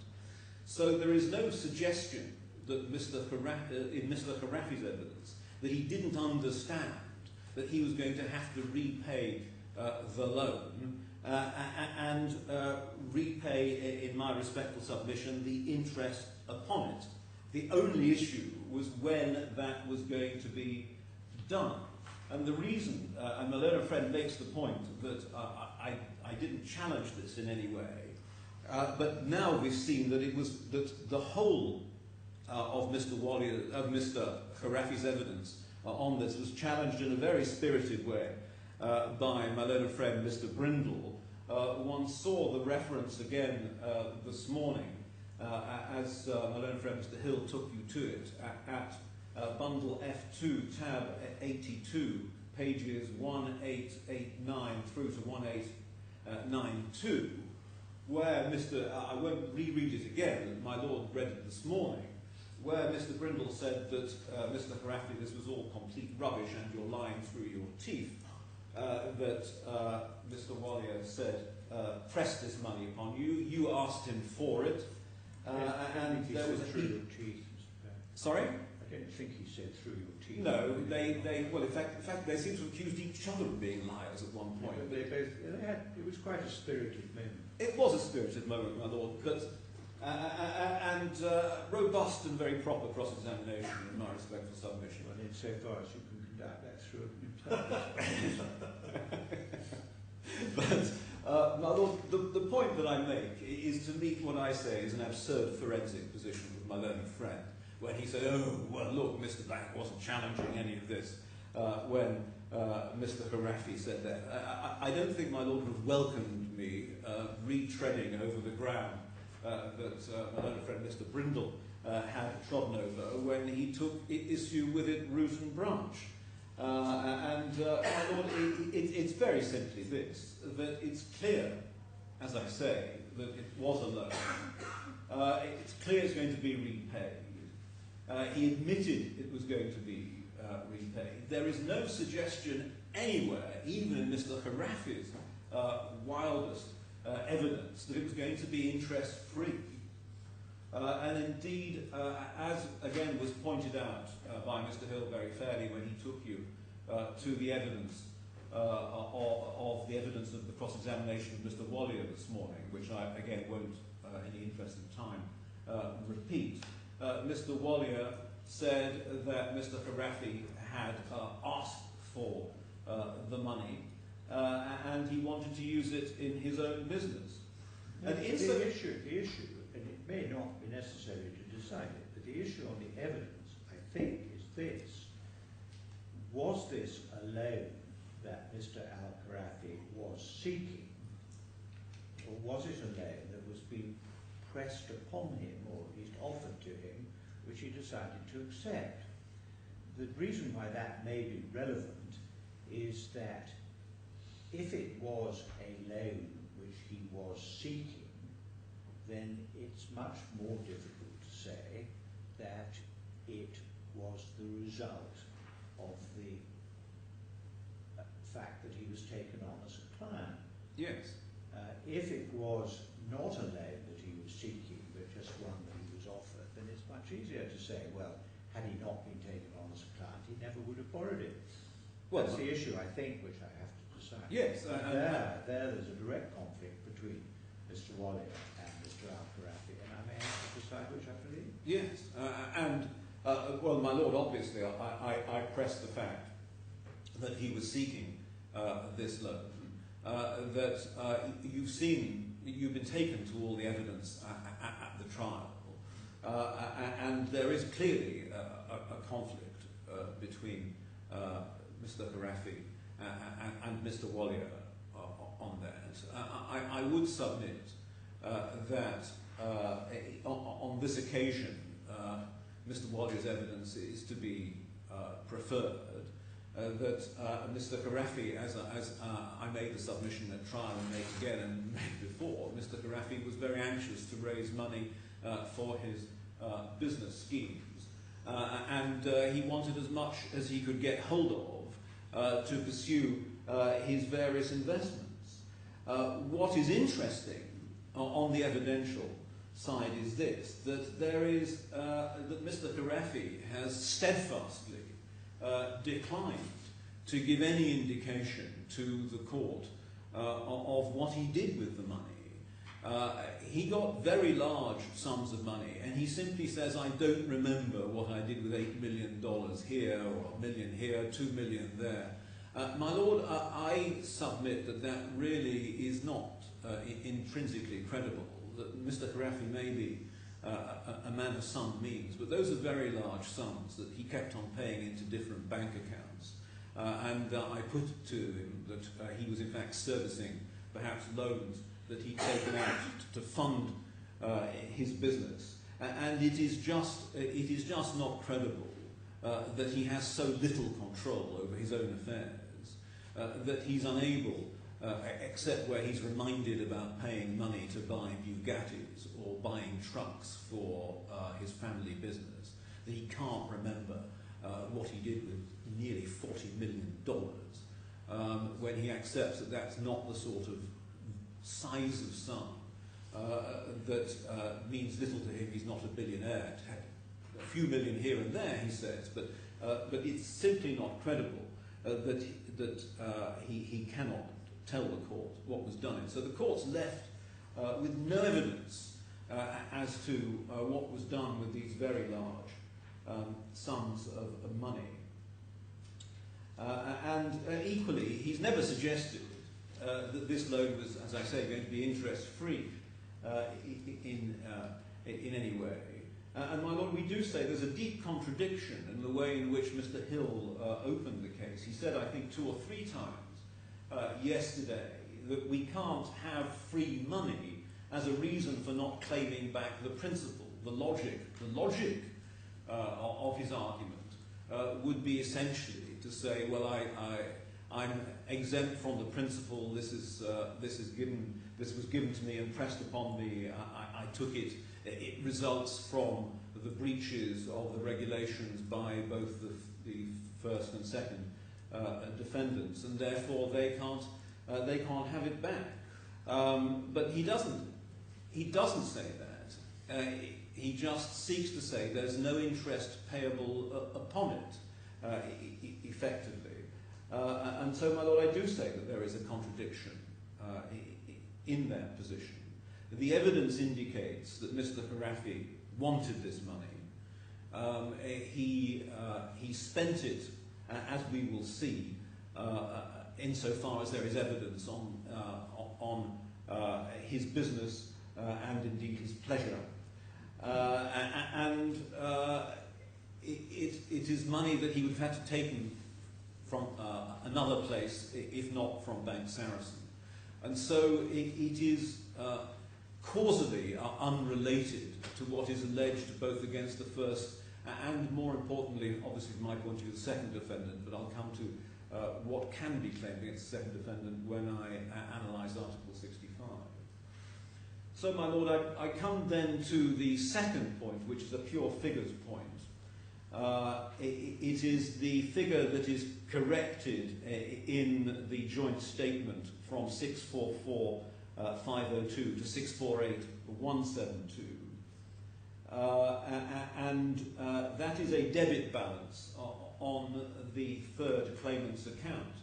And I would submit that it's hard to understand Mr. Hill's point yesterday. What he seemed to be saying is accepted that the third claimant owes that $648,172,000. But if the figure is put in the calculations now by way of set-off, the second defendant might try to sue her for it. There isn't a single shred of evidence that if that's now taken into account, she will still face proceedings for it. In any event, she'd have a cast-iron defence if it were taken into account now. But to close the matter down, I have the clearest instructions that if the debit balance is set off in the current proceedings, that's an end of the matter, and clearly the bank cannot and would not pursue her for it. The point, therefore, is our respective submission a hopeless one, and the 648,172 should simply be put in the mix in today's calculations. The third point is in relation to an alleged error on computing the interest on the 39 million. This is also a hopeless point because the error is in fact Griffin's error and not anyone else's.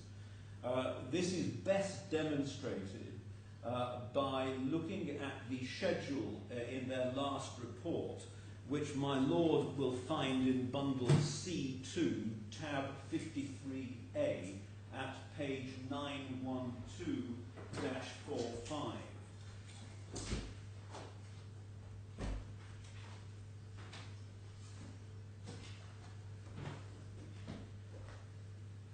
One needs to compare that with what we call Schedule X, which was annexed to my closing submissions, that my Lord will find in bundle E, tab 78, page 1478.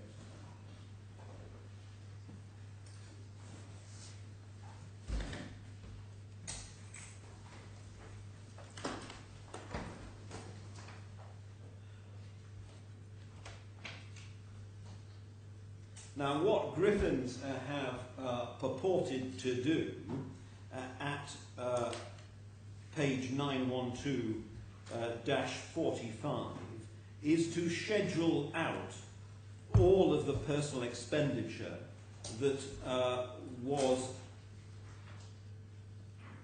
used, that the 39.1 million was used to discharge. I'll wait till my Lord has it, if I may.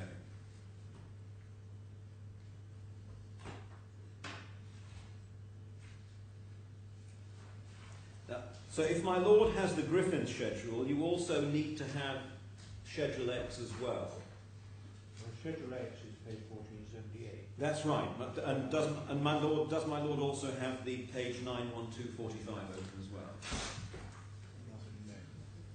That's in bundle C2, my Lord. One needs to compare the two for this point, I'm afraid.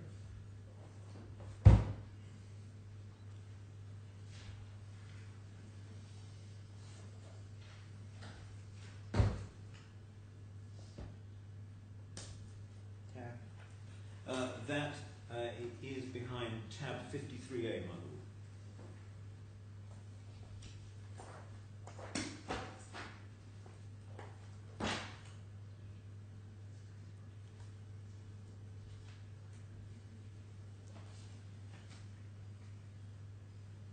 So what Griffins are saying is they have scheduled out all of the personal expenditure and it doesn't add up to the 39.1 million.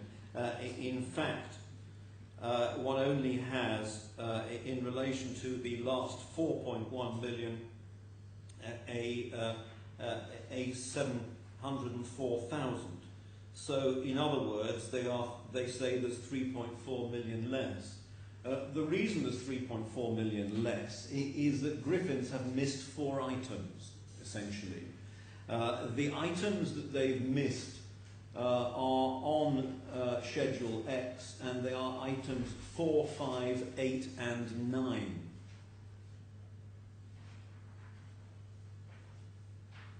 So their schedule on page 91245 is materially incomplete. My lord, I can go through it in excruciating detail, and sadly had to do it myself, but I won't subject my lord to it.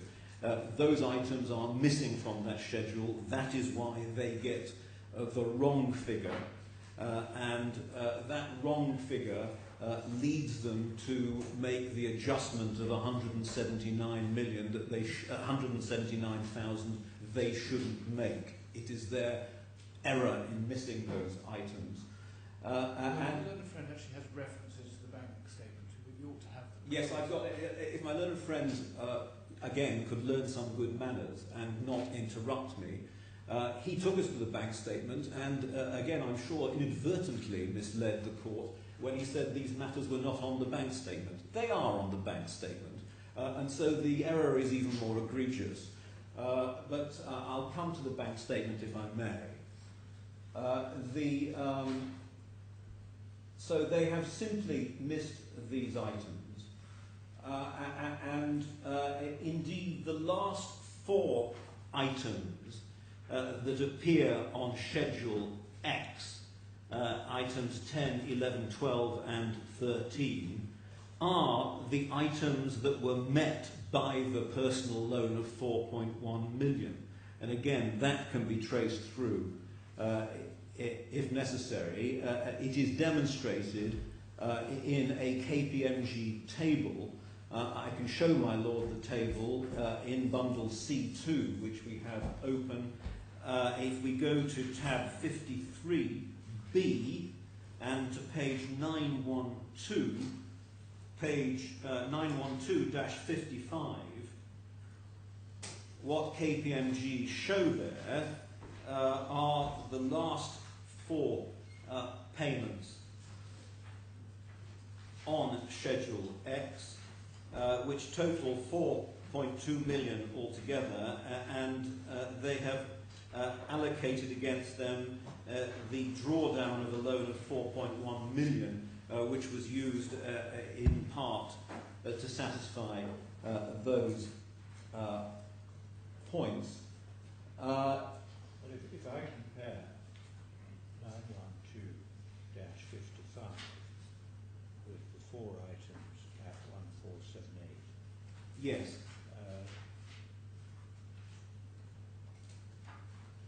you say those add up to 4.2. Yes.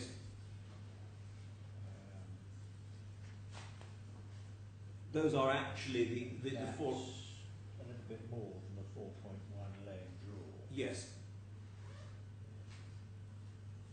But those were in fact the items that have been paid by that.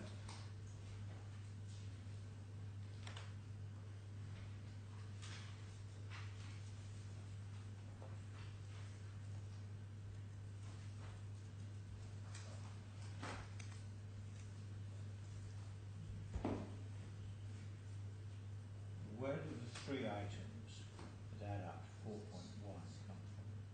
I'm sorry, the 3 items. Well, if you look at 912-55, Yes. you find 3 items amounting to 4.1 million.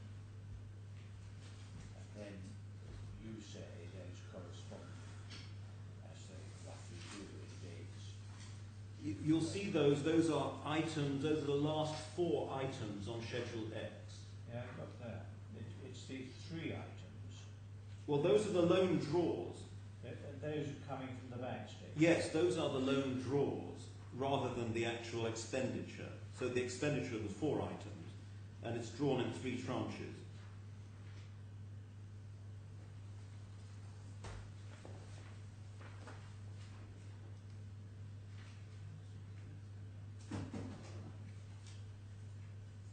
So if I look at the bank statement, I should see those 3 items coming in. Yes, I can. That's what I will find on the bank statement. Yes, and I will just get the bank statement. I'll get the bank statement and make that good, if I may.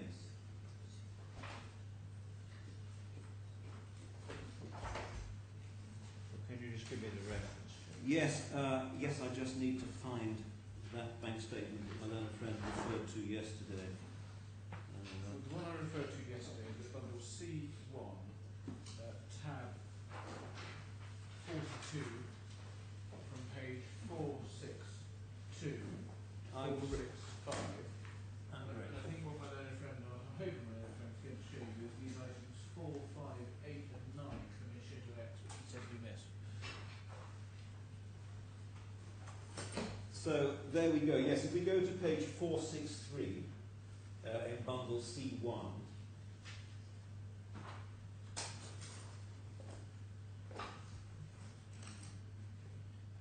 the items 4, 5, 8 and 9 that were missed are on that page. The first one is the item 23 is 1, 2, 3, 4, 5, 6 down. 23 January 2008, payment in favour of Alia, Mohamed, Sulaiman, Rifai, and 550,018, and that corresponds to item 5. Corresponds to item 4. Then, if we travel down to an entry, the second entry for the 4th of February 2008, payment in favour of Abdel, Rahman, Al-Bisha and Zaid. These are the trucks. That's another 550,000, and you'll see that's item 5. And then if we travel down...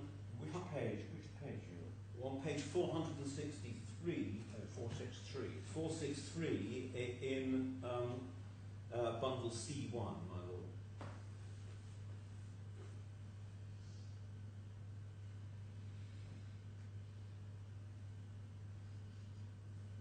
Would you like me to start again? No, I've got. And so the item 8 corresponds to the entry for the 19th of February 2008. Forex Euro 820,000, and that's 1.2 million. That's actually the Bugattis. And then if we go to the second entry for 27th of February 2008, that corresponds with item 9. Forex, it's another 1.2. That's the 1.25 million that we see at item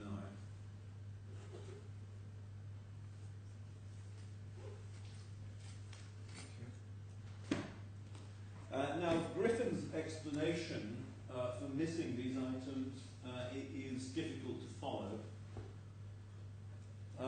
If we look at the basis upon which they say that their schedule is compiled, we have to go back to bundle C2 and behind tab 53 and page 91244, it's their paragraph 5.2, and they say they derive their schedule that appears on internal page 6, 91245, from Appendix 3 of Griffin's report of May 2013 in this appendix there is an analysis of the Saracen account of C1. The relevant transactions for the purpose of KPMG's approach are as follows. So you then have to look at the source of what they say that is, and we have to go back to bundle C1, unfortunately, for that. And that's at page 458 in C1.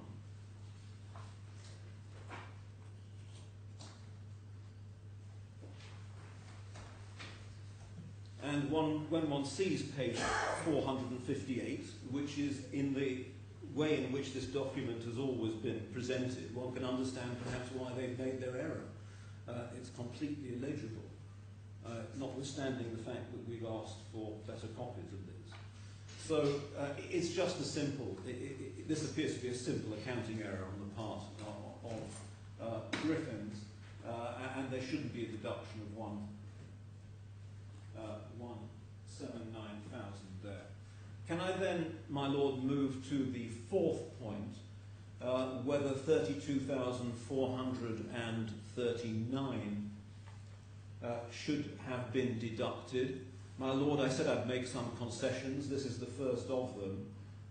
We accept that the 32,000 should not have been deducted.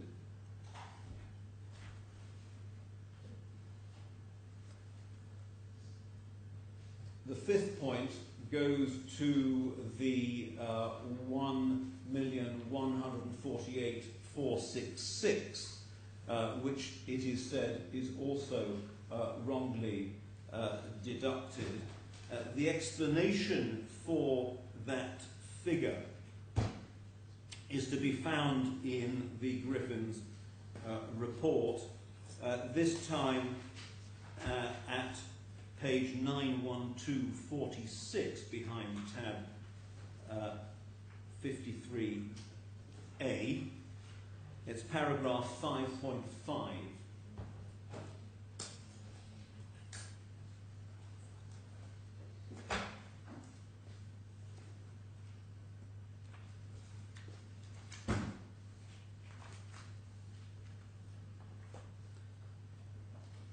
What Griffins have done in support of the suggestion that the 1.148 is wrongly deducted, they've taken three items there in relation to the first, second and third claimants, and they have dealt with the item in relation to the first claimant and the third claimant, but have made no comment in relation to the second claimant. So far as the first claimant is concerned, the figure that is in the Griffin's report is 165,680. But my Lord, that was one of the figures that I asked to be clarified over the short adjournment. That figure is now the 158,160 figure that one finds in the amendment to paragraph 9 of the joint statement that my learned friends handed in this morning. That was just clarified at lunchtime today.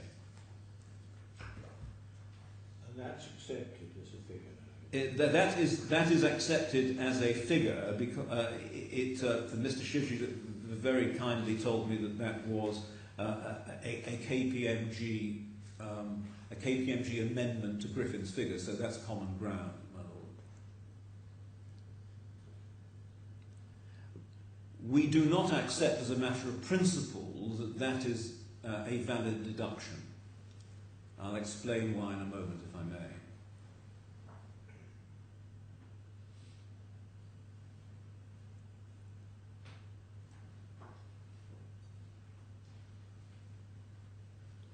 So that 158 is now the C1 figure on page 91246.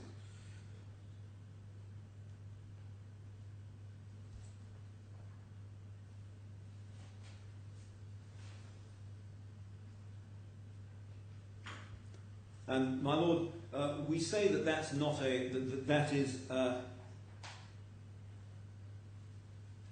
that is not a valid, there's no valid point about that being wrongly deducted, because as is apparent from paragraph 5.5 of the Griffin's report on 912-46, the figure as amended, it says, relates to interest on a 30 million, in fact it should have been a 40 million, but on an investment which is part of the overall activity. My Lord, that's the Callion witch hat investment. My Lord will recollect hearing about that. That was a short-term investment that indeed turned out to be profitable for Mr. Khorafi. It was a $40 million investment. It was kept for a short period and sold, I think, at a profit of around $250,000 for Mr. Khorafi.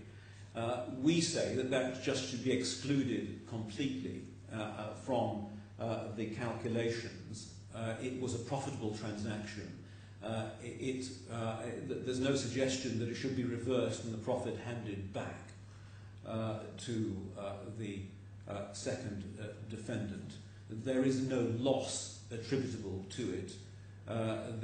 He should pay the cost of the transaction as well as taking the overall profit, and so that is not a valid exclusion on the basis of Griffin's argument on that.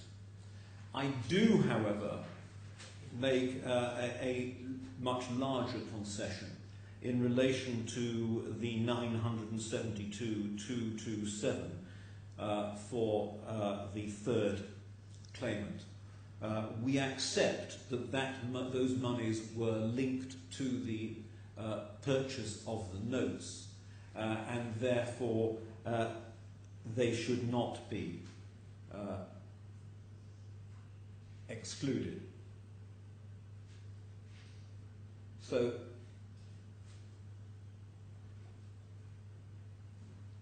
essentially, I accept that figure and the 32,000 figure that referred to before.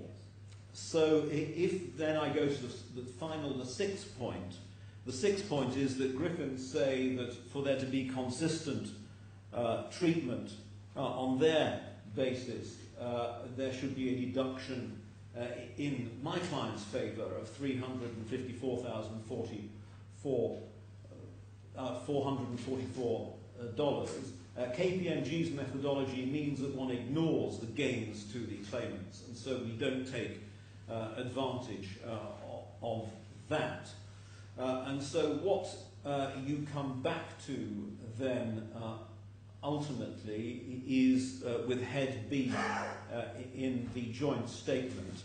I accept on the basis of the concessions that I have made that the figure of 6,686,680 should be increased by the 32,449 and the 972,277. And if my arithmetic is correct, that would bring the figure up to 7,691,405. So around $1 million movement. 7,691,405.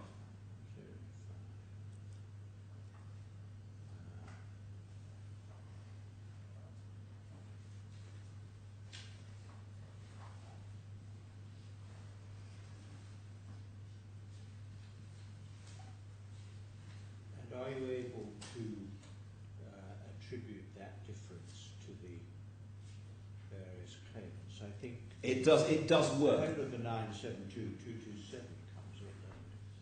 Yes. Well, the two. Yes, my lord. We don't. The 32 is attributable. Well, my lord. In fact, if we go to perhaps the next page of the amended joint statement. the new tables inserted on the next page, you can see the attribution. Yeah. So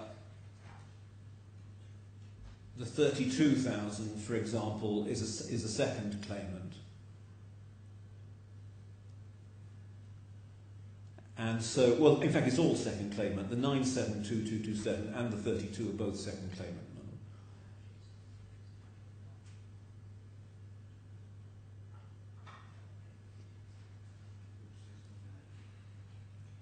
Well, then, if that's right, then the Well, I'm not sure. I apologise. There may be an error in our schedule. I think KPMG and Griffin both actually treat the 972 as a third claimant. I think. You're absolutely right. They do. Yes. Sorry, that's our mistake in the schedule. That 972 figure needs to be posted down to the box below. Yes. that should be in the third. That's what Mr. Back told me. That should go down into the box below. Yes. So where I see figures to be inserted, what figures do I insert?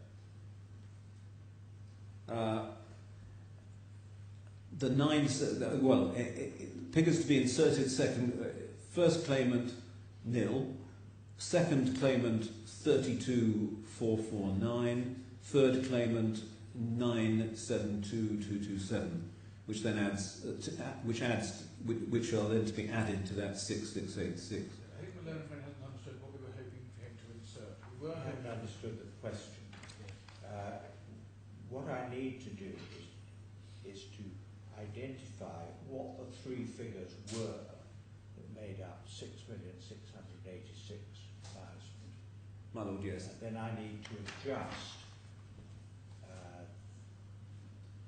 the second and third claimant's figure by respectively 32,900. My lord, may I undertake to do that this evening? Well, I'll write it down if anybody can tell me what the figure is. My lord, in the interest of time, can I ask those behind me if they're able to do it? There is a spreadsheet somewhere, I know, and if I can give you the figure before we rise, but I'd like to get on, if I may, yes, of course. with Article 65. That's what needs to be done. Yes. We need to identify what was there before and then make the adjustment. Okay. Can you dig out the spreadsheet?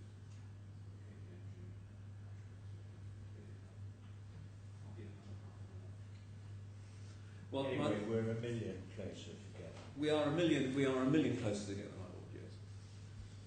And I've asked for that to be looked at now, while I'm on my feet in relation to Article 65.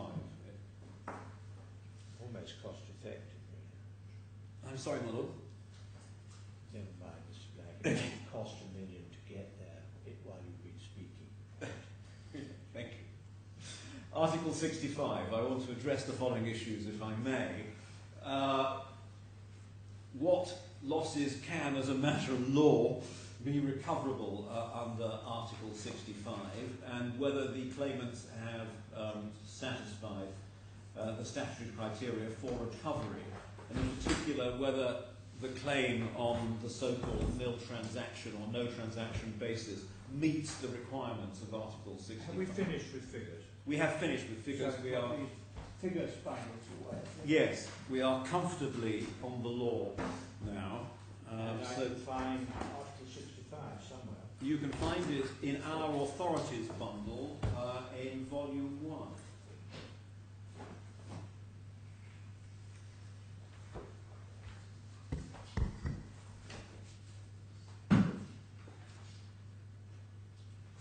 And it's about 3 pages in. It has an internal page number of 46 at the bottom, at the centre.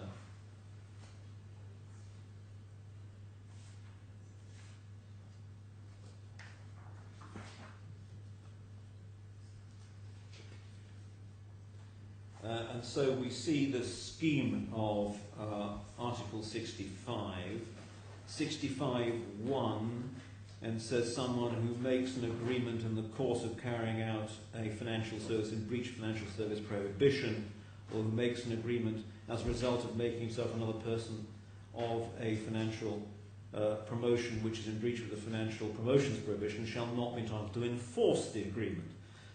So we're past that stage.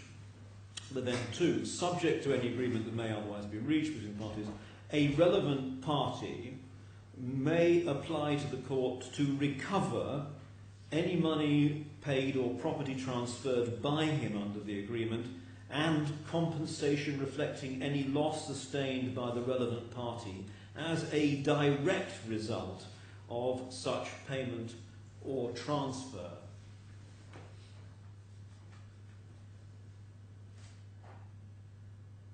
Now, my Lord, I'm not going to repeat all of the submissions in our skeleton about pleadings and so on. We adopt what has been said generally by my learned friend that unpleaded claims should be dismissed.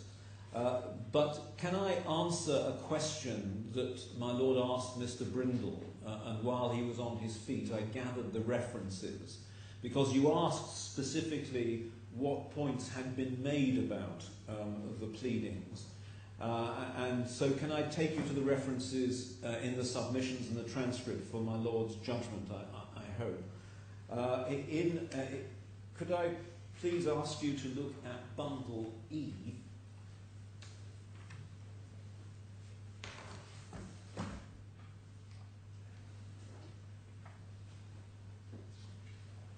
There's another run round the pleading point,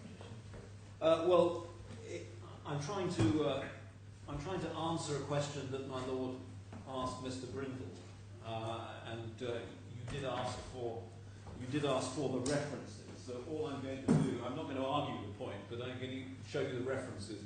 Right. I think the question I asked him was, had there been an objection to calling of evidence based on a pleading point?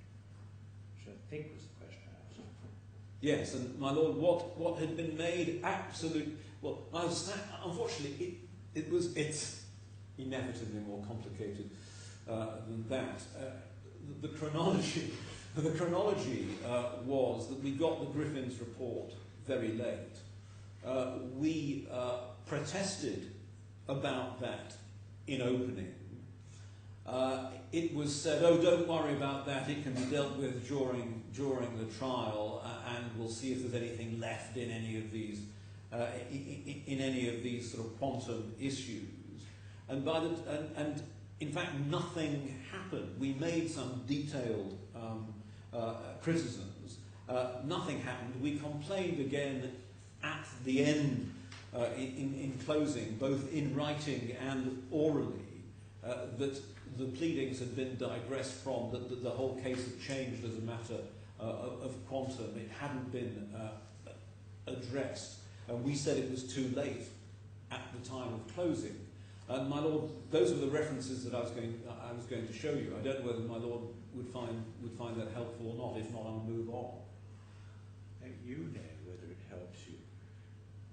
Well, my Lord, you know whether you think it helps you. I may have to decide whether you're right about it. Well, my Lord, I don't recall seeing the Griffin report at all during the trial. Well, my Lord, I knew it was around, but I didn't know. Yes. Well, that's the whole point. Let me show you what happened and how it was dealt with, because it is telling in my respectful submission. And these are only some short references, if I may. Can I take you first of all in bundle E to tab 78? Tab 78 are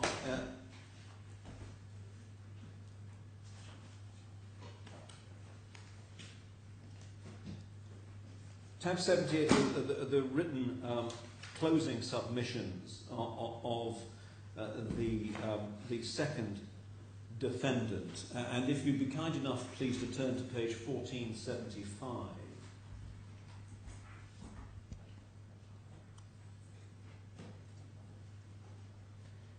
And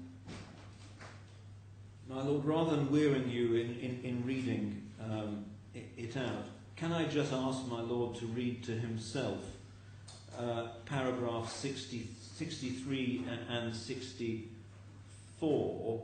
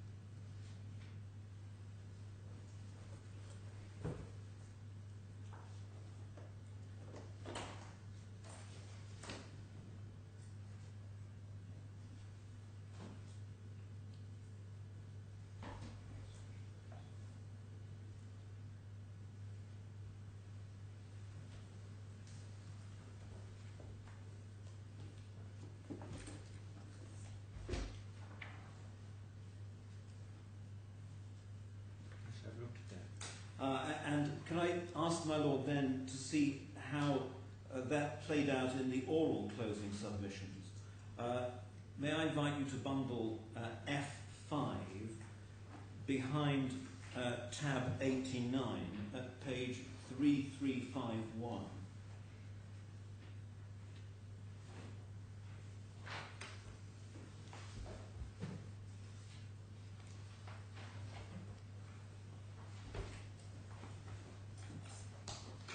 Can I put E away? Yes, please, my Lord.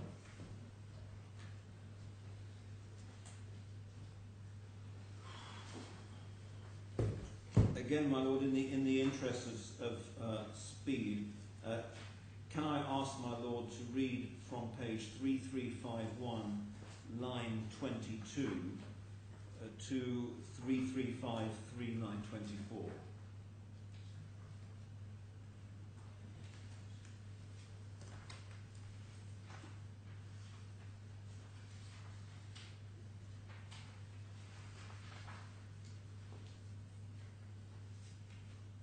This is you, Mr. Beck. These are my oral closing submissions, yes, my Lord.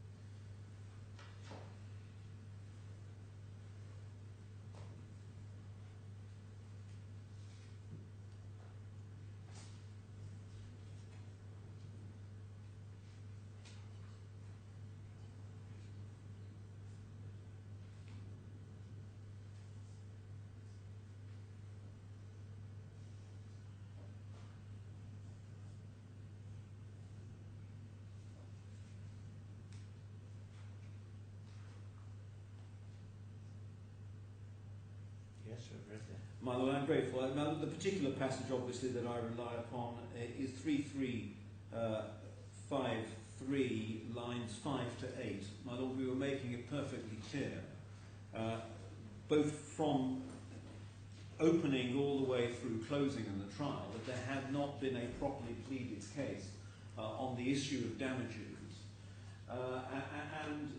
As my learned friend Mr. Brindle has said, the pleaded case has always been the same and is not the case that is raised against us. But my Lord, I'll move on from pleadings. My learned friend Mr. Brindle has made the pleading points, and I just wanted to give you the references there to what had been... Well, we had moved on to the sense that I in October identifying what issues I was going to decide at this hearing. My Lord, yes. Nobody, well, not nobody, because the plaintiffs appealed that order, or tried to, but you didn't do it. That order, no, my Lord. My Lord, if I may then... I haven't made very many, but that order didn't get appealed by your side. The claimants had a go at it, but didn't succeed. No. But, my Lord, I'll move on. So you'll start with it, can't you? Here. Well, yes, my Lord, which is why I'm going to move on, if I may. We have a good whinge, but you'll still start with it. Yeah, my Lord, we've whinged in writing. I don't intend to bore your Lordship with an oral whinge now, when I can move on to something rather more interesting, which is the meaning of Article 65. And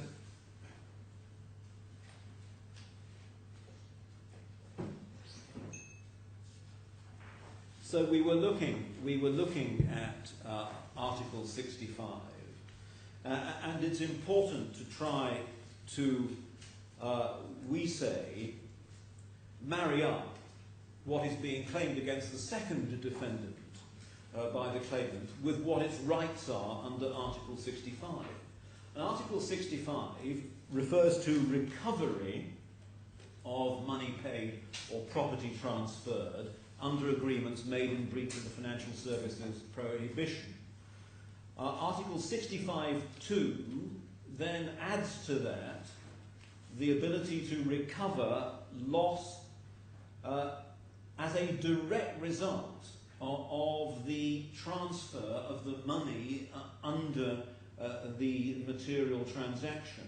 So our first submission is that on the plain meaning of the words, the loss must be the direct result of the transfer of the money, not of the result of the impugned agreement under which the money was paid.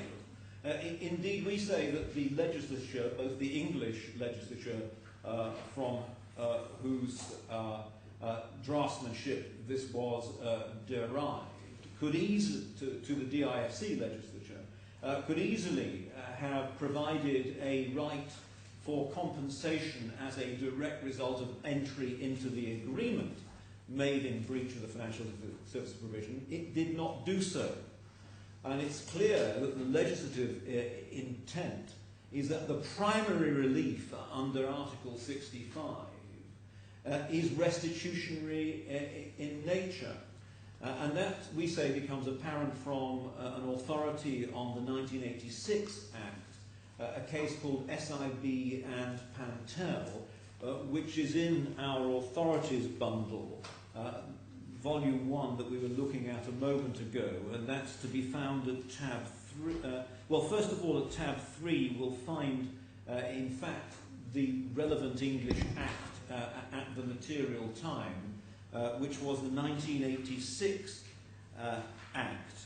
And if we go behind tab 3, the Financial Services Act 1986, we see 3 pages in, section 5, which we see subject to subsection 3 below, any agreement to which this section applies, and this section applies, as we see under section 3, to investment business, unauthorised investment business. A, which is entered into by a person in the course of carrying on investment business in contravention of section 3, down at the bottom of the page, shall be unenforceable against the other party, and that party shall be entitled to recover any money or other property paid or transferred by him under the agreement, together with compensation for any loss sustained by him as a result of having parted with it. So we see the origin of the words that find their way ultimately into Article 65. And if we then go to tab 8, we find the Pantel case, SIB and Pantel, and although the point was a slightly different one in that case, it was necessary for the Court of Appeal to have a look at section 5 And can I take my Lord straight to the judgment of Lord Justice Scott, as he then was, at page 269 in the report, and just begin reading beneath letter H, where he says this: the Act not only imposes criminal sanctions for contravention of its various provisions, but also provides remedies for investors who enter into share transactions as a result of the contraventions. The remedies provided by the Act fall into three categories. There are provisions enabling investors to recover loss they have secured as a result of entering into the share transactions. There are provisions enabling the contravenor to be stripped of the profit made out of the transactions and for profit to be distributed among the investors. And there are provisions of a restitutionary character designed to restore the respective parties to the share transactions to their former positions. The present case is concerned with the restitutionary provisions contained in the Act. It was necessary to refer to the provisions dealing with recoupment of losses and disgorging of profits in order to enable the restitutionary provisions to be construed in the context of the Act as a whole. Section 5 of the Act provides remedies for individual investors who have entered into investment agreements with persons carrying on unauthorised investment business. And then he cites Section 5 and subsection 3. So if I may pass down the page just above letter G, the restitutionary and compensatory provisions of Section 5 do not in terms identify the person or persons against whom the remedies are available, but it's difficult to see how the Section 5 restitution remedy could be available against anyone other than the party to the transaction in question, or the party to whom under the transaction in question the investor's money or property had been paid or transferred.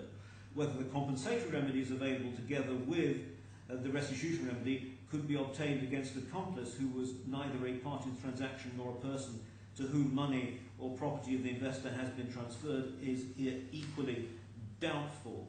So, starting there, Lord Justice Scott, in construing Section 5, the statutory predecessor of our law, says that there is a restitutionary element and a compensatory element. Lord Justice Scott wasn't concerned with the nature of the compensation payable, but there is a further case which takes the matter on a bit further, following on from Lord Justice Scott, and that's under the 2000 Financial Services and Markets Act. Again, just so you have that provision in mind, in this bundle at tab 4, we have the Financial Services and Markets Act, and again, 5 pages in, we see section 26 at the bottom of the page, which talks about enforceability of agreements. And 26.1 says an agreement made by a person in the course of carrying on a regulated activity in contravention of the general prohibition is unenforceable against the other party. And 2, the other party is entitled to recover any money or property paid or transferred by him under the agreement and compensation for any loss sustained as a result of having parted with him.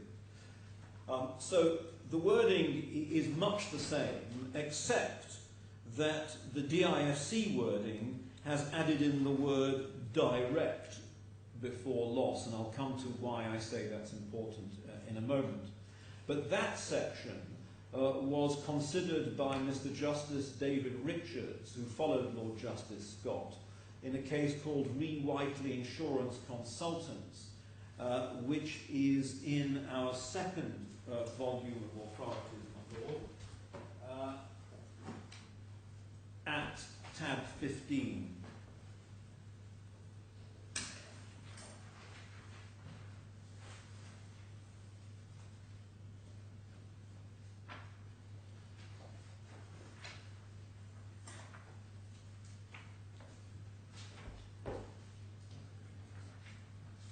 And can I take you straight within that report to paragraph 27?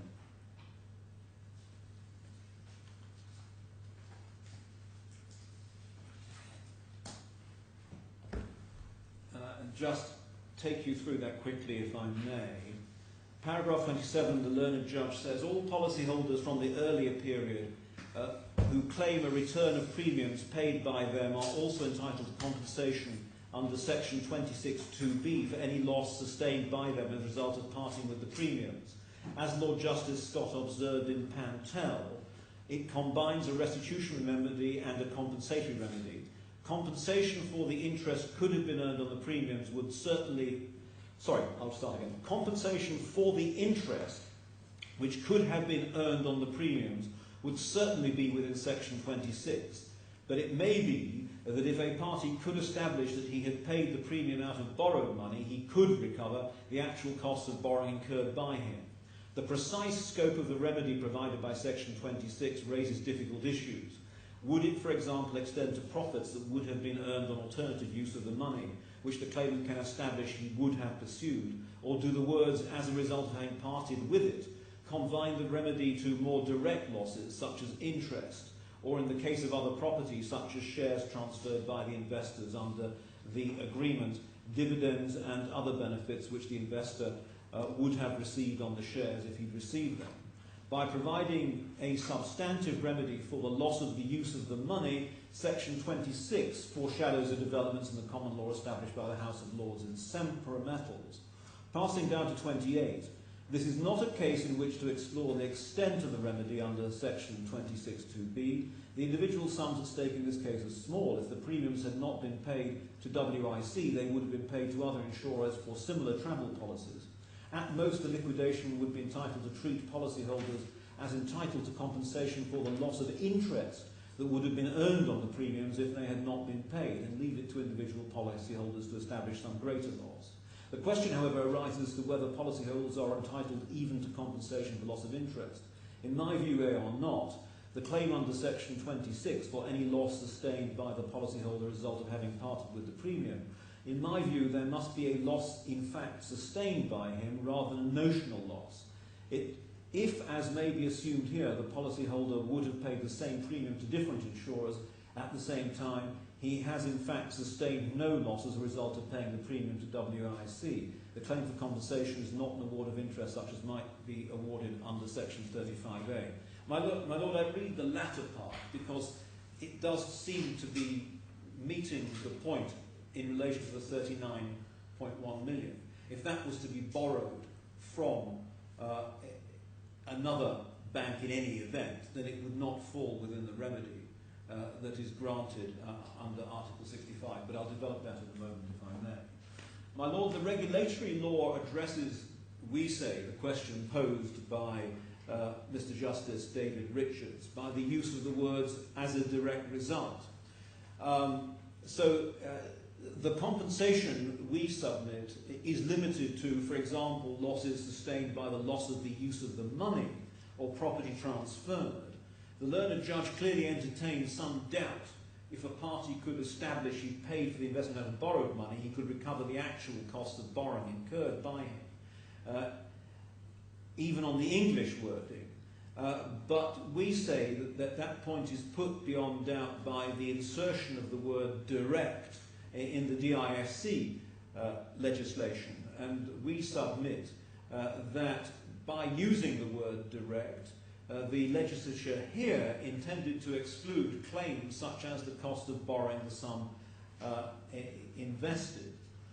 We say, for the reasons even the cost of borrowing from your clients. Well, my Lord, that will be a distinction without a difference when you see the way in which I put the case, because rolling forward all the way to the end, I do accept that they are entitled to compensation for the loss of use, and because it's the best figure we have available, we've calculated on the basis of what we charge them. Ultimately, it is a distinction without a difference, at least for the period that we calculate the interest. But my Lord, if I can work my way through the argument, we will get there. We have set out what we say are the principles to be applied in construing the word direct in the statute, in our skeleton. But if I may just make the submissions quickly. We say that the loss in respect of which compensation is granted then it has to be a direct result of the transfer of the money, and so it's ancillary to the recovery of the money that has been paid over. It is not a freestanding right to compensation for having entered into the transaction. Secondly, the loss must be the direct result of paying the money over to the bank. Thirdly, the loss is not the direct loss caused by entering into the transaction. It's more limited. It's limited to the immediate effect of paying the money over. Fourthly, of course, the party must actually prove that loss. And this, we say, is a limited statutory right to restitution of the principal sum and losses directly consequent upon the payment of the principal sum that arises solely on the proof that the relevant agreement was made in breach of the financial services prohibition. It's in addition to all other rights. It is not a right to damages. The relevant party may recover its consequential losses in a claim for damages if it succeeds in such a claim. And we would say that its overall funding losses do not fall within the limited compensatory right. Its overall funding losses and its actual costs arise out of the transaction itself rather than the transfer of money, the purely restitutionary, to which the purely restitutionary remedy attaches. So here the court has dismissed all the other claims against the second defendant, and the claimants have no other causes of action. And we say that this provision should not be used to award the claimant damages that were recoverable under other claims which have failed. They have a limited statutory right which are on the findings of this court. Now, the claimants have essentially said in a very all-encompassing way, well, this is a nil transaction case. And my Lord, I'm not going to repeat what was said in my skeleton and indeed in relation to by my learned friend Mr. Brindle as well. But I do need to answer the submissions that were made by my learned friends this Sunday. In their final skeleton, they said at paragraph 5, in short, the court has already found that the counterfactual was that there would have been no Saracen investments, no ABK lending, and no Saracen lending. That is simply wrong. The court has not found that there would be no Saracen lending. What the court has decided is the notes were not suitable for the claimant's objectives, and that had they understood the nature of the notes, they would not have invested in those notes or in a comparable product. I'm sure I don't need to remind my Lord of his own judgment, but for the transcript, that's in the bundle at bundle A, tab 1, at page 119. What is clear is that this court, with respect, clearly understood that the compensation claim was limited to the investments and the associated lending. It probably is worth just looking at what my Lord said there. If you'd be kind enough to take up bundle A, tab 1, and go to my Lord's judgment at page 155.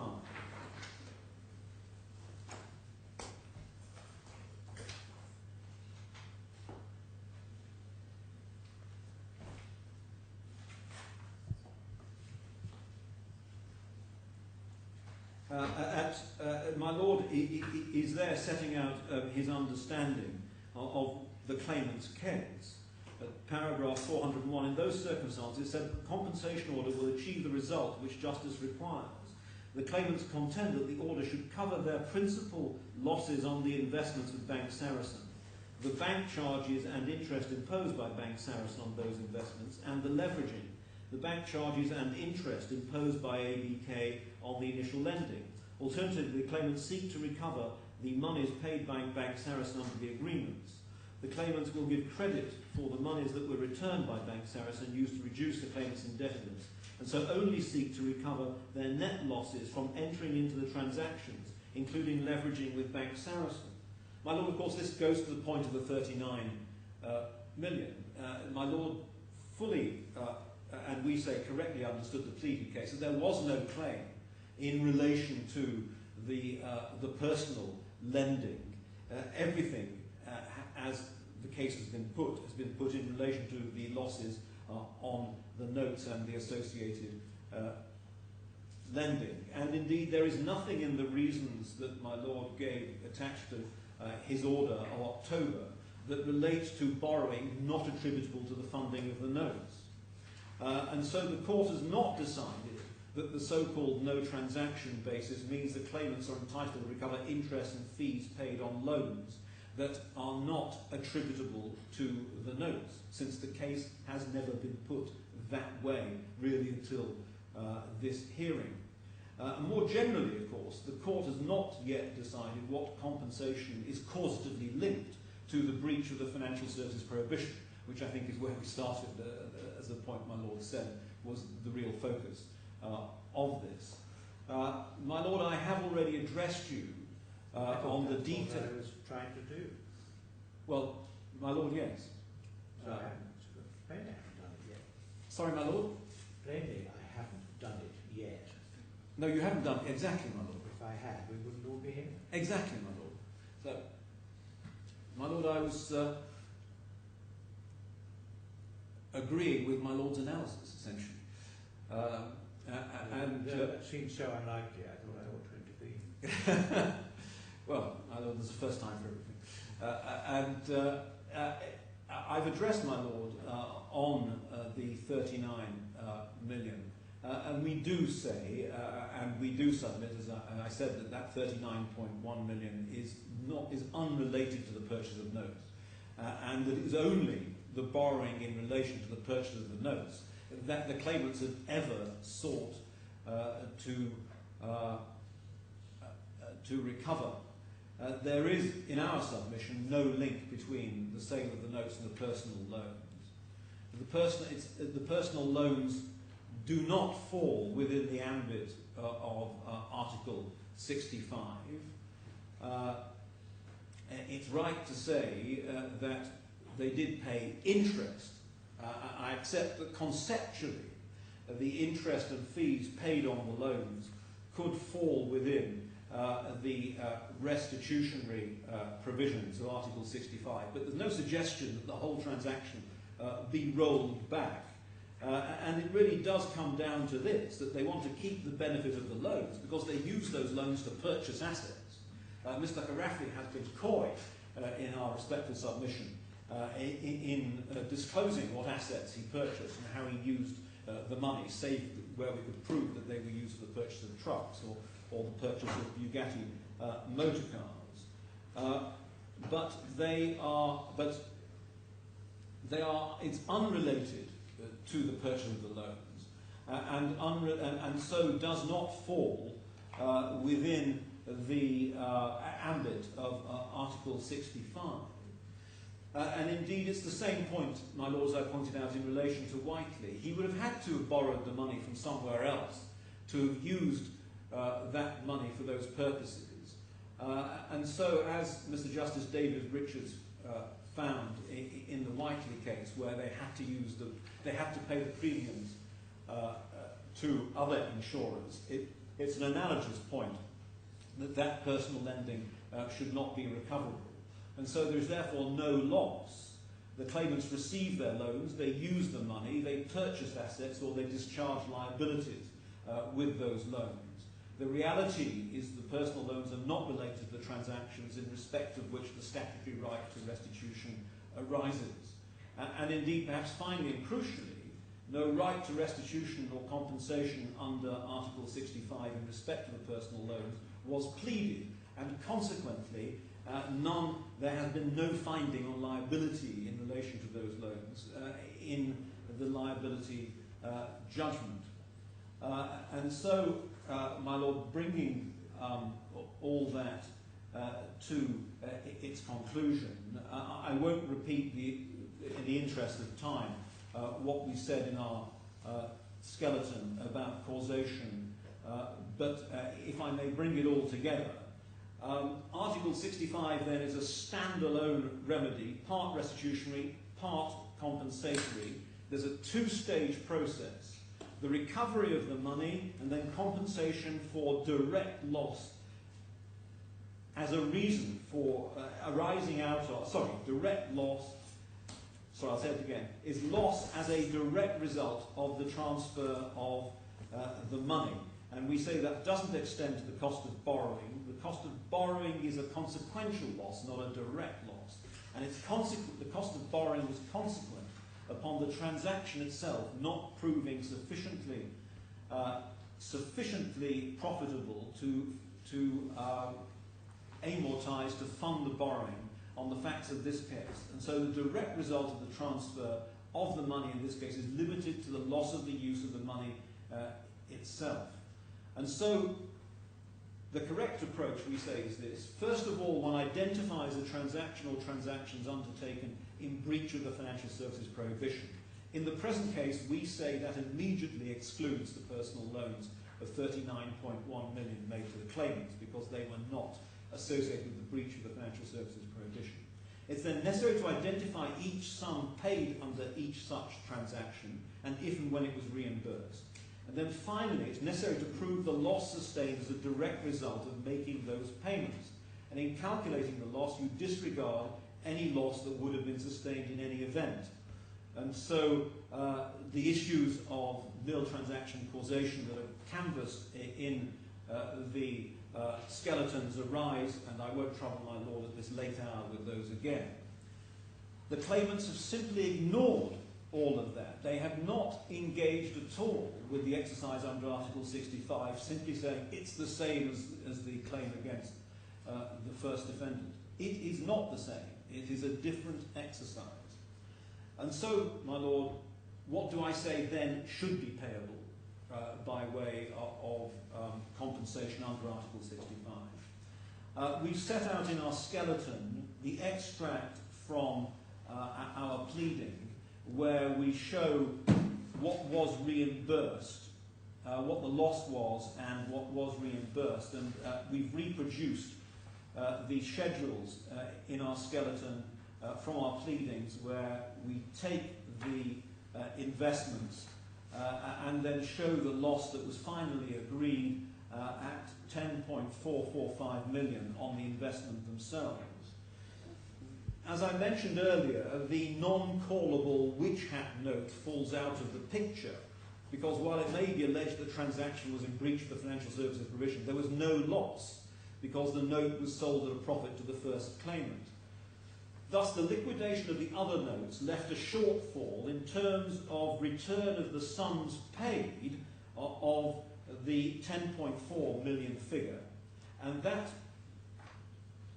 shortfall was finally reimbursed in November 2014. And so once that interim payment was made pursuant to my Lord's order, the first limb of Article 65.2 was satisfied, namely return of the money. And so we then get to the second limb, the direct loss arising by reason of the transfer of that money. And of course, without prejudice to all of our other points, about the claimants failing to have engaged and proved their loss. If my Lord is against us, then these are the numbers that would attach to that. First of all, the second defendant would, as I say, without prejudice to its defences, accept that the appropriate measure of the loss of money advanced for the purchase of the notes until the liquidation of the notes is the sum charged by the second defendant. And my Lord, that sum is $6,234,181.70. And there is a footnote in our in our submissions, but also may I add for your note where you can find that sum in bundle C2 at tab 46 at 692. In fact, it's probably best that I show you where that is, because there are a number. Well,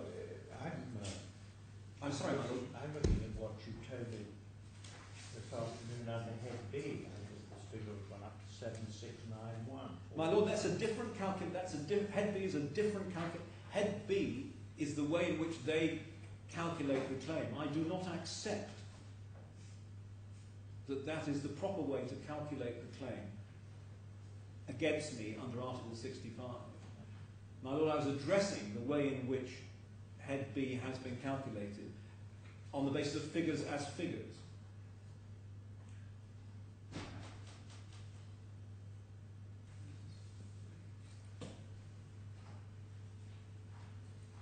So can I just show you where the 634181 comes from, which is a component of that figure. If you'd be kind enough to go to bundle C2 at tab 46, it's one of the earlier KPMG reports, and turn to page 692.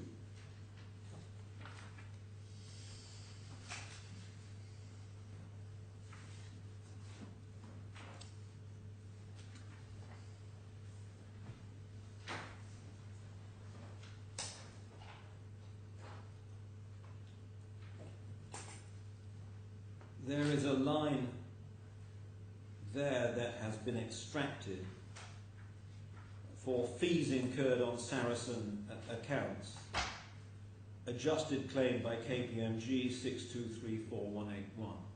My lord, that's where that figure comes from, and it is what was charged by Bank Saracen for the lending. And we say that that is the appropriate measure of the loss of use of that money. My lord, as to the second head, we calculate the loss of use on the sums advanced by ABK from the date of purchase of notes until their liquidation, based on the sums charged by ABK, and we give the figure at 6643454. I apologise for interrupting. Do I understand from my learned friend that the concession he made earlier, for instance, in relation to the 972,000 and the 32,000, is not being made now for the purposes of this calculation? It's not being made for this calculation. It's a different calculation.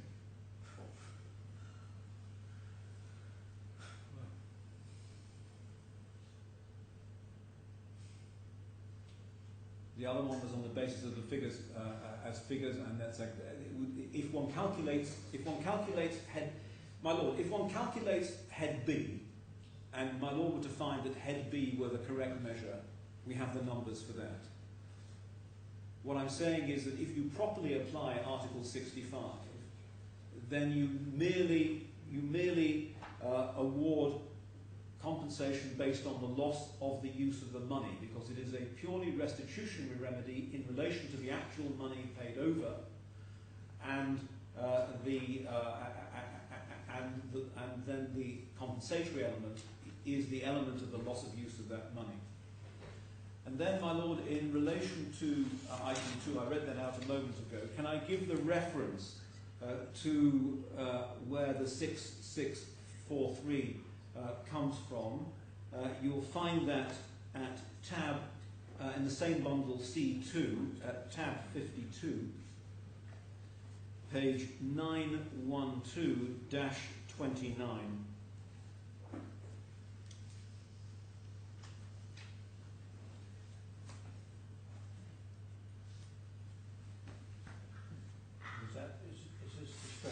It is the spreadsheet we were looking at before, and what has been done is that basically the items have been totaled together there. they are the items up to the 11th of October 2008. So all of the interest up to the 11th of October 2008 has been added together, and that's how you get the 6643.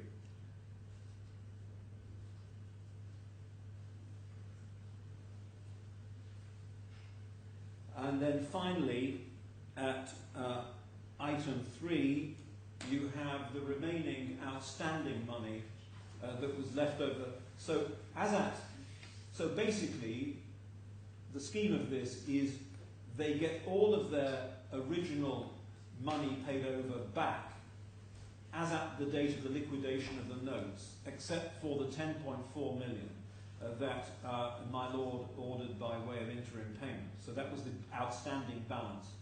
That outstanding balance was finally paid in November of 2014, and we have calculated finally the cost attributable to that.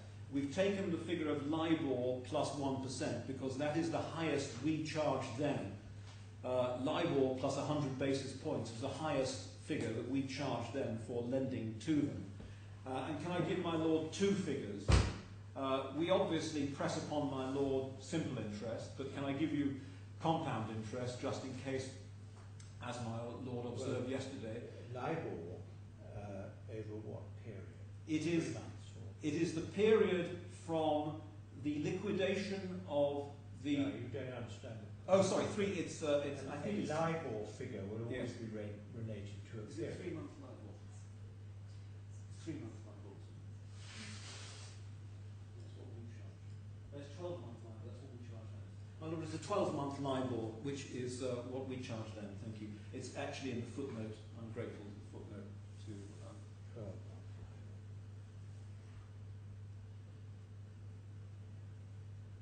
And can I give you both the simple and compound figures?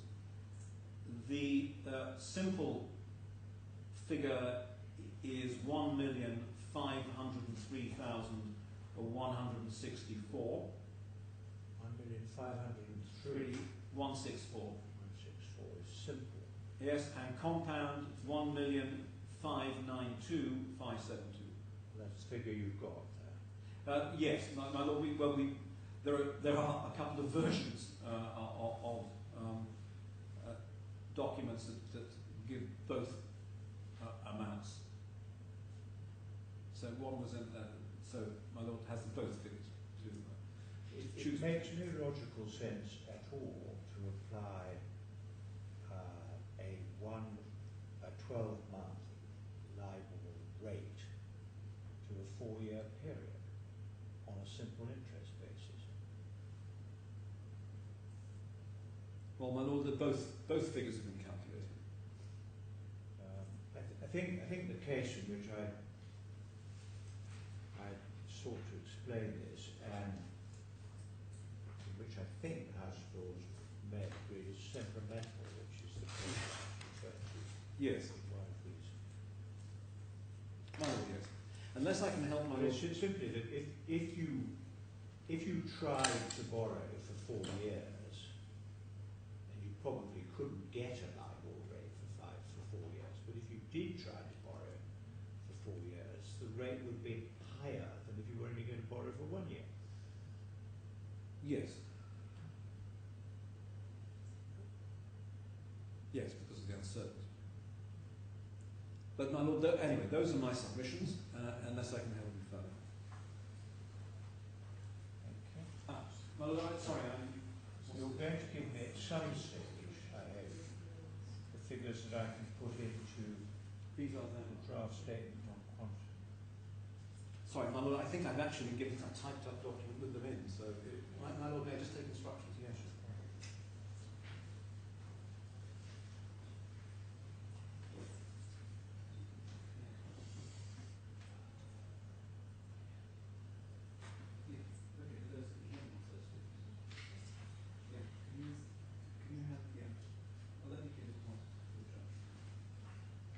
My Lord, yes, they've been in fact typed up while I've been on my feet. So can I ask So this one be given to my lord. Thank you very much.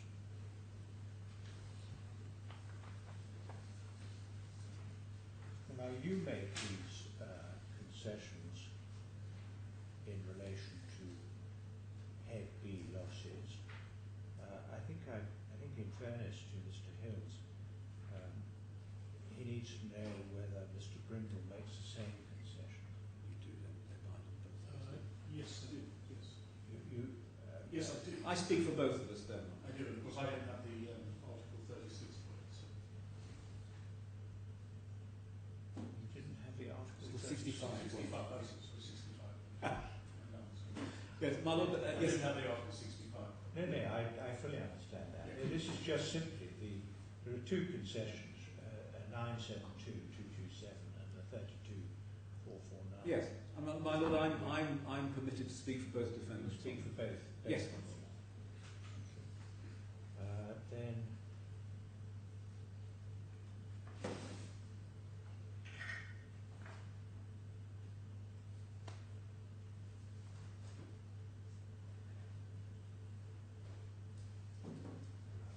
this is the figure. These are the figures that will go into Yes, my lord. head B. I think perhaps like Mr. Hills, I was a bit surprised to find that although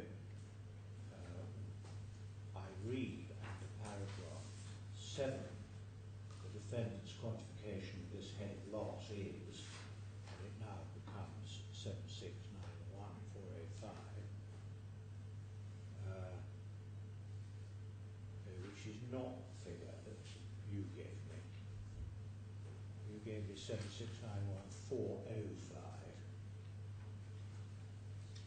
That's a change. Is that because you're... It's probably because my arithmetic is very bad. Well, you did it on your feet, I think. Yes. But anyway, I can cross out 7691405.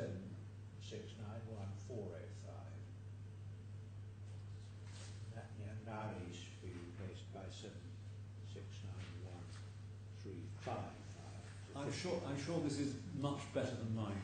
$50 difference. Yes. I was a little taken aback, as I think Mr. Hill was, when I heard you say that although paragraph 7 says that your quantification of the head B loss is $7,691,000, actually when you get to the end, it's not. Well, it's because it's not the head B loss, because I don't accept that the head B loss applies to the second defendant when you analyse out what is recoverable under Article 65. And even if... Well, head B is simply intended to be fees and interest which you charge. But my lord, it goes way beyond what is... the calculation that's required by Article 65 is the fact that they got their capital back less 10.4 million on the liquidation of the notes. And so we accept that under Article 65 they are entitled to compensation for the loss of use of the money. And they are entitled to that element that falls within their head B claim, which is attributable to the loss of use of money, which is what we charge them for that money. Well, I thought you were equating loss of the use of money to the interest you charged on the lending. Yes, the interest I charged on the lending was 6234181. So it's the fees that are the difference. They want to include some fees, and you don't think they should have. No, my lord, their head B is much more complicated than that. It's not. Theirs is not a simple calculation at all. I've just taken out what we charge them in fees and interest. They've claimed other things too under head B. Well, Mr. Hills, there you are. That's the reason for the difference. There's one small point that I forgot to make. It is a short point, but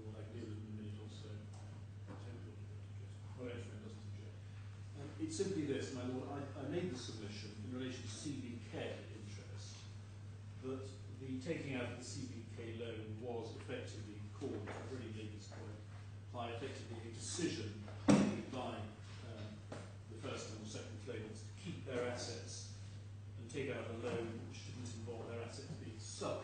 I've already made that point. The point I meant to make and failed to is that if that's wrong, if I'm wrong in that, there is a real danger of overcompensation. Because having decided effectively to keep their assets rather than selling them, it may be, we don't know one way or the other, that they have, as a result of keeping those assets, made a profit on them. They no doubt wanted to keep them in the hope that it would be beneficial to them to hold on to them rather than to sell them. And the point is simply this indicates and illustrates the point that I did make, that effectively what they did at the CBK loan stage was to make an independent decision to keep their assets but take out a loan rather than to sell their assets. And that the success or otherwise of that independent decision is something which should not be reflected in damages against my client. Simply that point.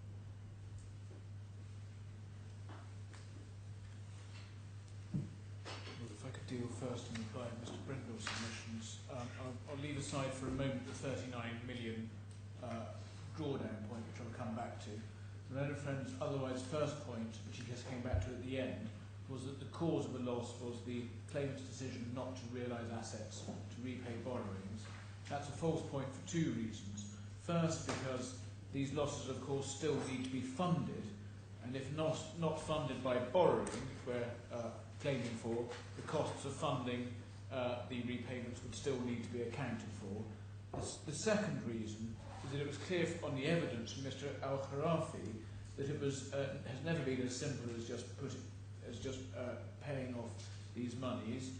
The claimants have been in a less comfortable position previously than they are now, and it was been disadvantageous to realise assets to repay borrowings. That takes me to my learned friend's next point, which is in relation to CBK in particular, where the point again he overlooks is that even if we had not been borrowing, any repayment would still have had to be refunded, and one needs to take into account the costs of funding, which of course is something Mr. Black does recognise, but Mr. Brindle still doesn't. There is then the question on the CBK numbers. My Lord asked whether substantively this turns on the point of entirely on the point of principle on the 39 million. Well, it does in large part, but there is one quite significant arithmetical point, which is clear from paragraph 23 of the annotated and adjusted joint statement, and that is that once one deconsolidates, as one should do, one needs to allow for an over 2 million interest that would have been earned anyway, even in my learned friend's world. The next point is the pleading point, which my learned friend developed by reference to paragraph 9 through to 19 of his skeleton. In relation to that,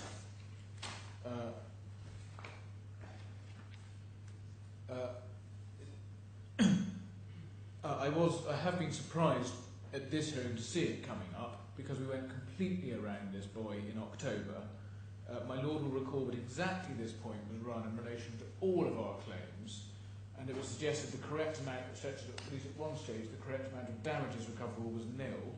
That was then abandoned, and we say it's possibly abusive to hear these points all over again.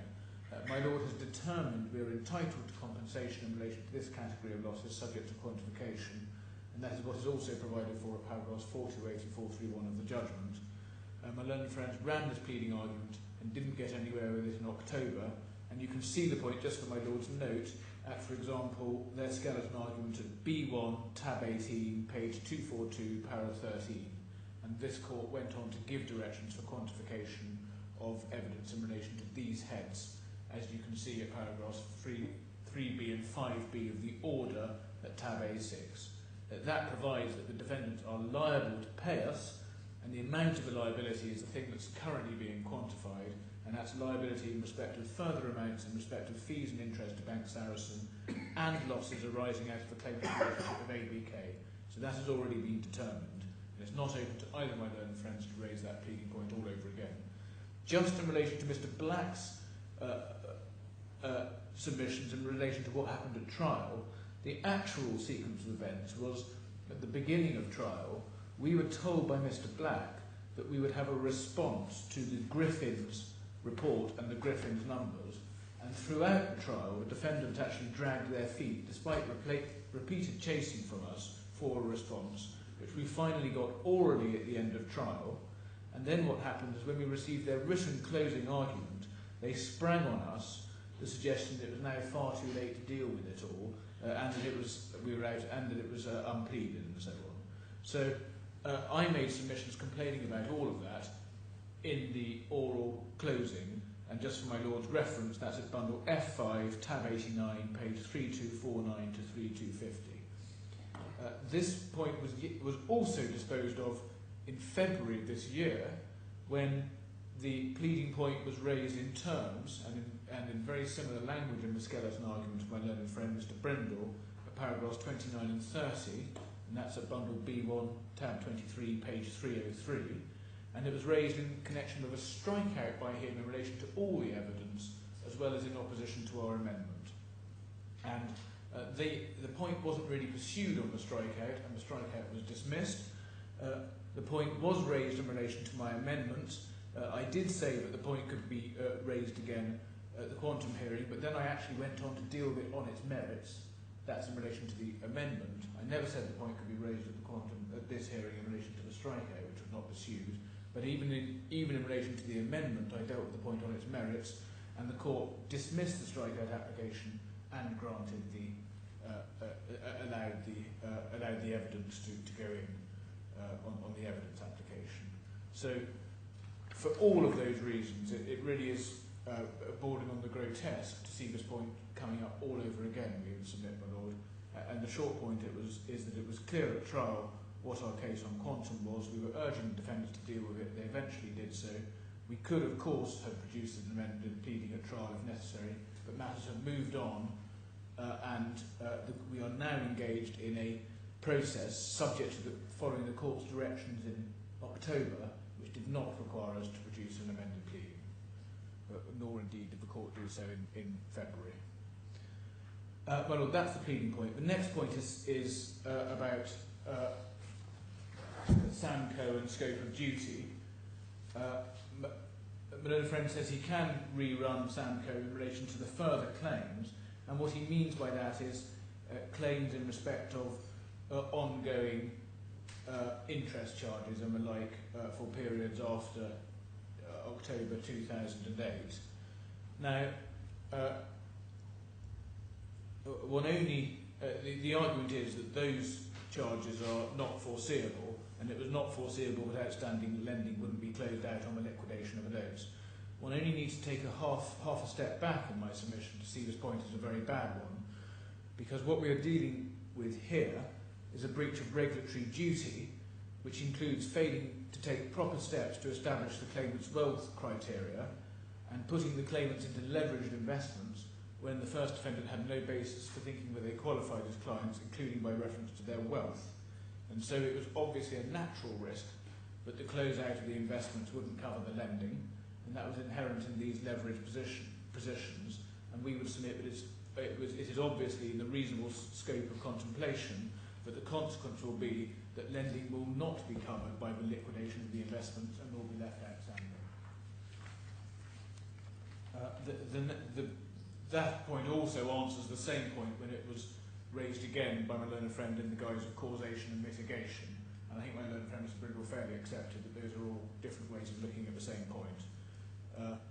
The bottom line as regards causation and mitigation is also that these losses had to be funded, and even if they had been closed out, we would be running a claim for the cost of doing so under the IFC, under this claim.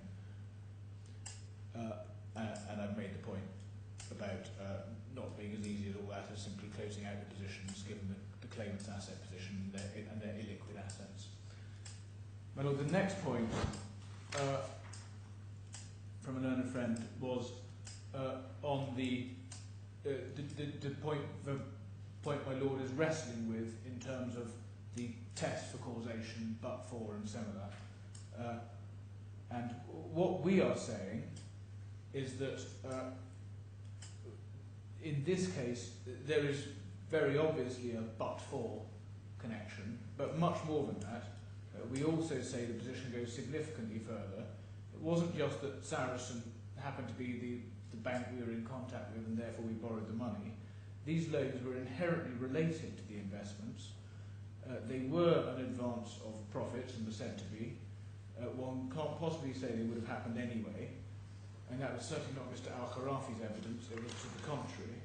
And one has to keep in mind that all of this lending arose in the context of a relationship which could not properly exist at all, because these claimants should not have been taken on as clients. So it arose in the context of an investment relationship which simply shouldn't have happened. And that brings me to the Zaki case. My learned friend, Mr. Brindle, referred in particular to paragraph 107.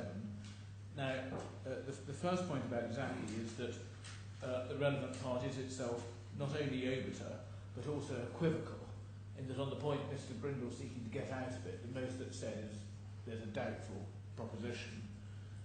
The second point is one we explained in paragraph 10 of our written closing, which for my Lord's noted at bundle E, tab 76, which is that there's no equivalent in the Zaki case to the situation we're in here, which is that these claimants simply shouldn't have been accepted as clients, and there shouldn't have been this investment relationship at all.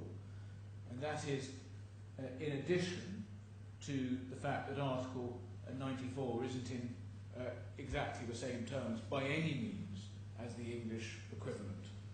And my Lord's seen Article 94. It does give a discretion on the court to award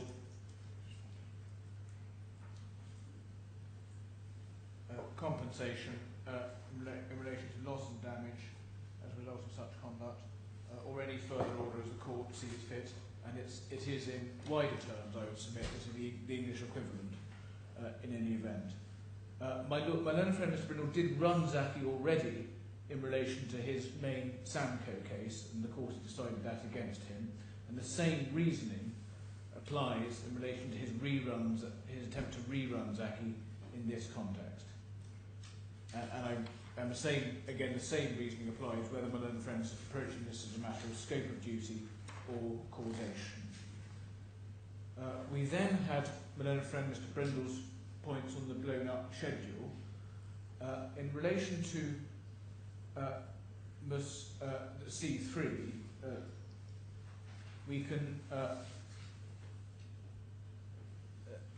my learned friend Mr. Brindle seems to be saying he wasn't even accepting KPMG's reduced 4 million figure. And as I apologise for rising at the time, but as I did say at the time, that's a little surprising, because all KPMG were doing in relation to their substitute for the 6.77 million figure was arriving at their own calculation independently. It's nothing to do with making adjustments to the 6.77 million, and one can see that from the blown up schedule, because one can see in that schedule the way in which they arrive at their 4 million odd figure, and they make various adjustments to loan principal, which are their notional adjustments, and then they carry out some interest calculation at the bottom of the page. So none of this has anything to do with the Kuwaiti certificate, and therefore it is a little surprising my learned friend Mr. Brindle isn't accepting at least the 4.373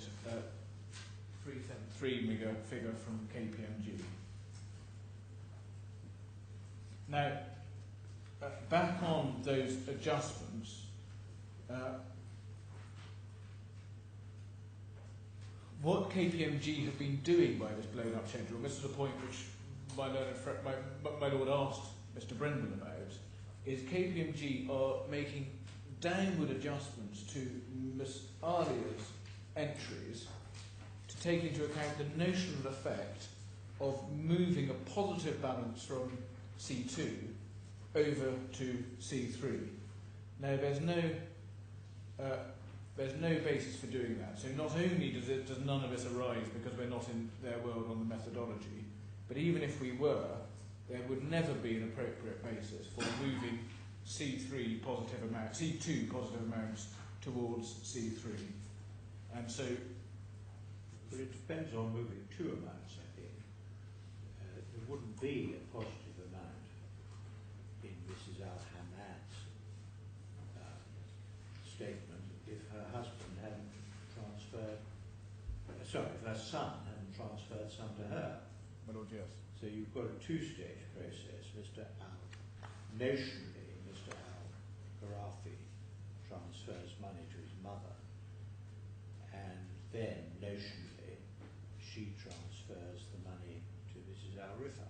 Well, yes, and I don't accept the way the assumptions. Yes, and those assumptions, there's no basis for those at all. They're wrong assumptions, and I don't accept that any of the evidential references my learned friend was able to show, my Lord, shed any light, especially not on the moving of C2 to C3. I must admit I wasn't focusing on, at the time, on whether they shed any light on moving C1 to C2, but they certainly don't shed any light on moving C2 to C3, which is what my learned friend needs to establish to make it attack effectively on the 6.7 million figure that we're dealing with. Well, the two go together, because if you didn't have a transfer from Mr. Khorafi to his mother, there wouldn't be a positive balance to transfer from her to the daughter. My Lord, that's right. That's right. So we do submit that the methodology adopted by the claimants is a bad one, and that's led to them making an incorrect deduction to Ms. Alia, but also that impacts on the CBK figure as well.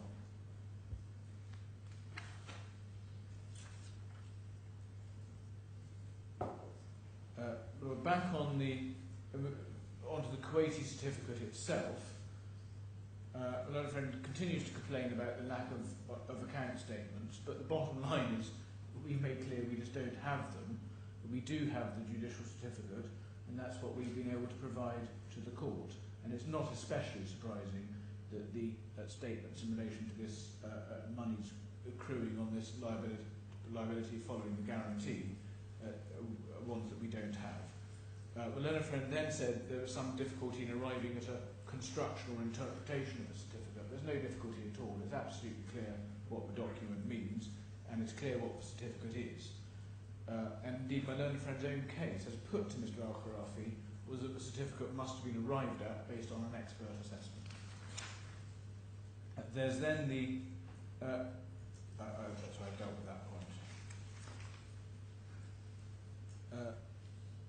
Now, as I said at the outset of this reply, it's not right to say that the CBK position is entirely dependent on the big methodological question, because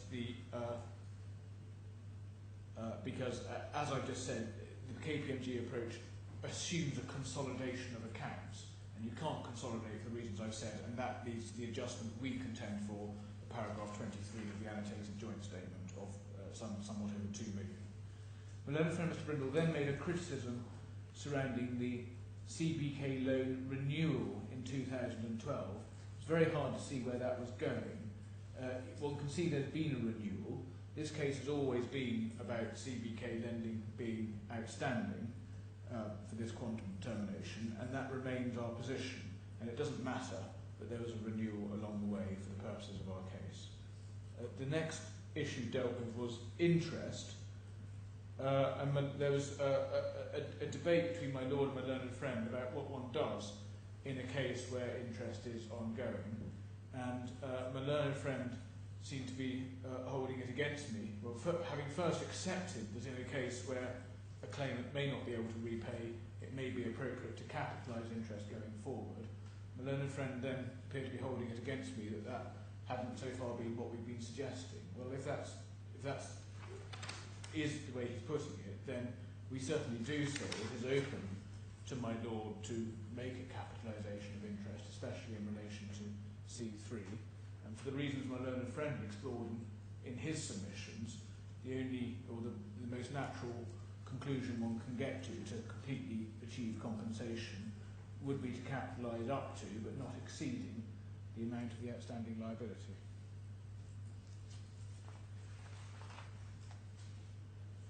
So we would propose that we say that the court is obviously entitled to, and my learned friend accepts the basis for doing that. He obviously doesn't accept that C3 is in that financial position, but in my submission, that follows from my Lord's judgment. The next is the question of multiple damages, as developed by my learned friend Mr. Brindle. Just one point on that. When referring to Article 94.2, in my original remarks, I didn't specifically draw attention to the words or any other order the court sees fit within Article 94 subpara 2, which is yet another indicator that one can that multiple damages is available under Article 40 of the other law. And I also didn't draw my Lord's attention, and probably should have done, to subsection 3 of Article 94, which provides that without prejudice to other remedies. I think, or at least I think it does. Yes. And then my learned friend then dealt with the law of damages, and I did find it hard to follow his suggestion that Article 34 deals with remedies under the law of damages, and that Article 35 is somehow dealing with something else, because Article 35 itself provides at the end of the article for remedies under Article 35 in addition to other remedies, and there was, having heard the learned friend Mr. Brindle's argument, he put forward no rational basis for construing Article 40 so as to exclude a situation where a person is liable to pay damages under either Article 35 or indeed any other article of any other DIFC law which entitles damages. Then we moved on to multiple damages on the facts, and my Lord gave an indication that he didn't regard conduct of litigation as a particular factor, and I do understand that point. I would just say, or submit, that it may be relevant to the question of how long-standing misconduct is, and whether there's been a remedy of the misconduct, which might be factors in the court's consideration.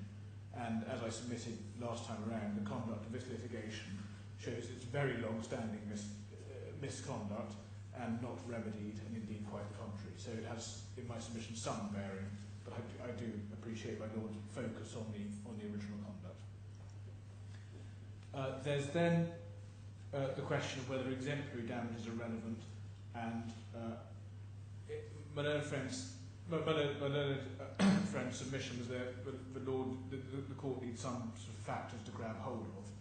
In my submission, one doesn't need some further list of factors beyond the law itself, but insofar as one did want to draw on other factors relied on other jurisdictions elsewhere, the obvious place to look at would be the US, and indeed the patent case I referred to, rather than guidance from what is obviously a very different jurisdiction in the English exemplary damages context. There was then Mr. Black's submissions, and moving first to the numbers, moving first to the point of principle, and on the big question of the 39 million, my learned friend rightly drew my Lord's attention to the fact that Article 65 is worded differently from Article 94, and the question that one is considering is whether this is compensation reflecting loss sustained as a direct result of payments and within the meaning of that section. We say that all of the claims we are pursuing before my Lord are a direct result of the payments. They result directly from the investments, and the investments themselves involve payments. And what my learned friend was really trying to suggest was that our losses that we're now claiming for are consequential losses. And he, in fact, said that. And these are not consequential losses. These are directly resulting losses. And my learned friend, Mr. Black, then went to two English cases, but they didn't help at all because the English section referred to was itself compensatory, and none of the analysis in the cases could be applied so as materially or relevantly to cut down the claims we are advancing in this case. The highest my learned friend could put it was by referring to Mr. Justice David Richards in a passage where at most he was entertaining doubts about whether borrowing costs could be included. So there was not even in those cases anything which cast any significant doubt on the approach we've taken in this case. There's then, from my learned friend Mr. Black, the proposition that in relation to the borrowing, Mr. Khorafi wanted the money and was ravenous to borrow it. Well, that may have been what Mr. Black was seeking to put to Mr. Khorafi repeatedly at trial, but that was by no means what Mr. Khorafi ever accepted, and it was inconsistent with the evidence he actually gave, which was that Mr. Alia came to him with the money, and he didn't need it, but he was happy to have an opportunity to take it if it was being given. And that it was to be repaid from the profits of the investments, that being the point that was not challenged on. And on the question of who offered the loan first, which my Lord sees as potentially material, I have to say it is potentially material. It's not decisive either way, but it's certainly potentially material.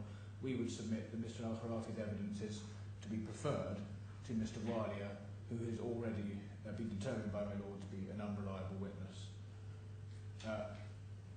And in any event, the point about an advance on profits, which was not subject to a proper challenge, is an independent and powerful point. My Reverend Mr. Black then dealt with a 648,000 debit balance, saying that it could be taken into account because he will confirm now, or is confirming now, that they won't sue for it hereafter. But that's a very apples and oranges, ad hoc and unsatisfactory way of approaching a damages calculation, especially in circumstances where Mr. Black and his clients continue to object to the jurisdiction of this court. One shouldn't try and carve it up in an ad hoc way like that. We are calculating damages. The damages in principle must be calculated excluding this debit balance, and they will have their rights. Well, the true analysis surely is that you calculate the damages excluding this balance, but you then ask yourself whether you should set off this balance in deciding what order to make. Oh yes, I can't dispute that. Yes.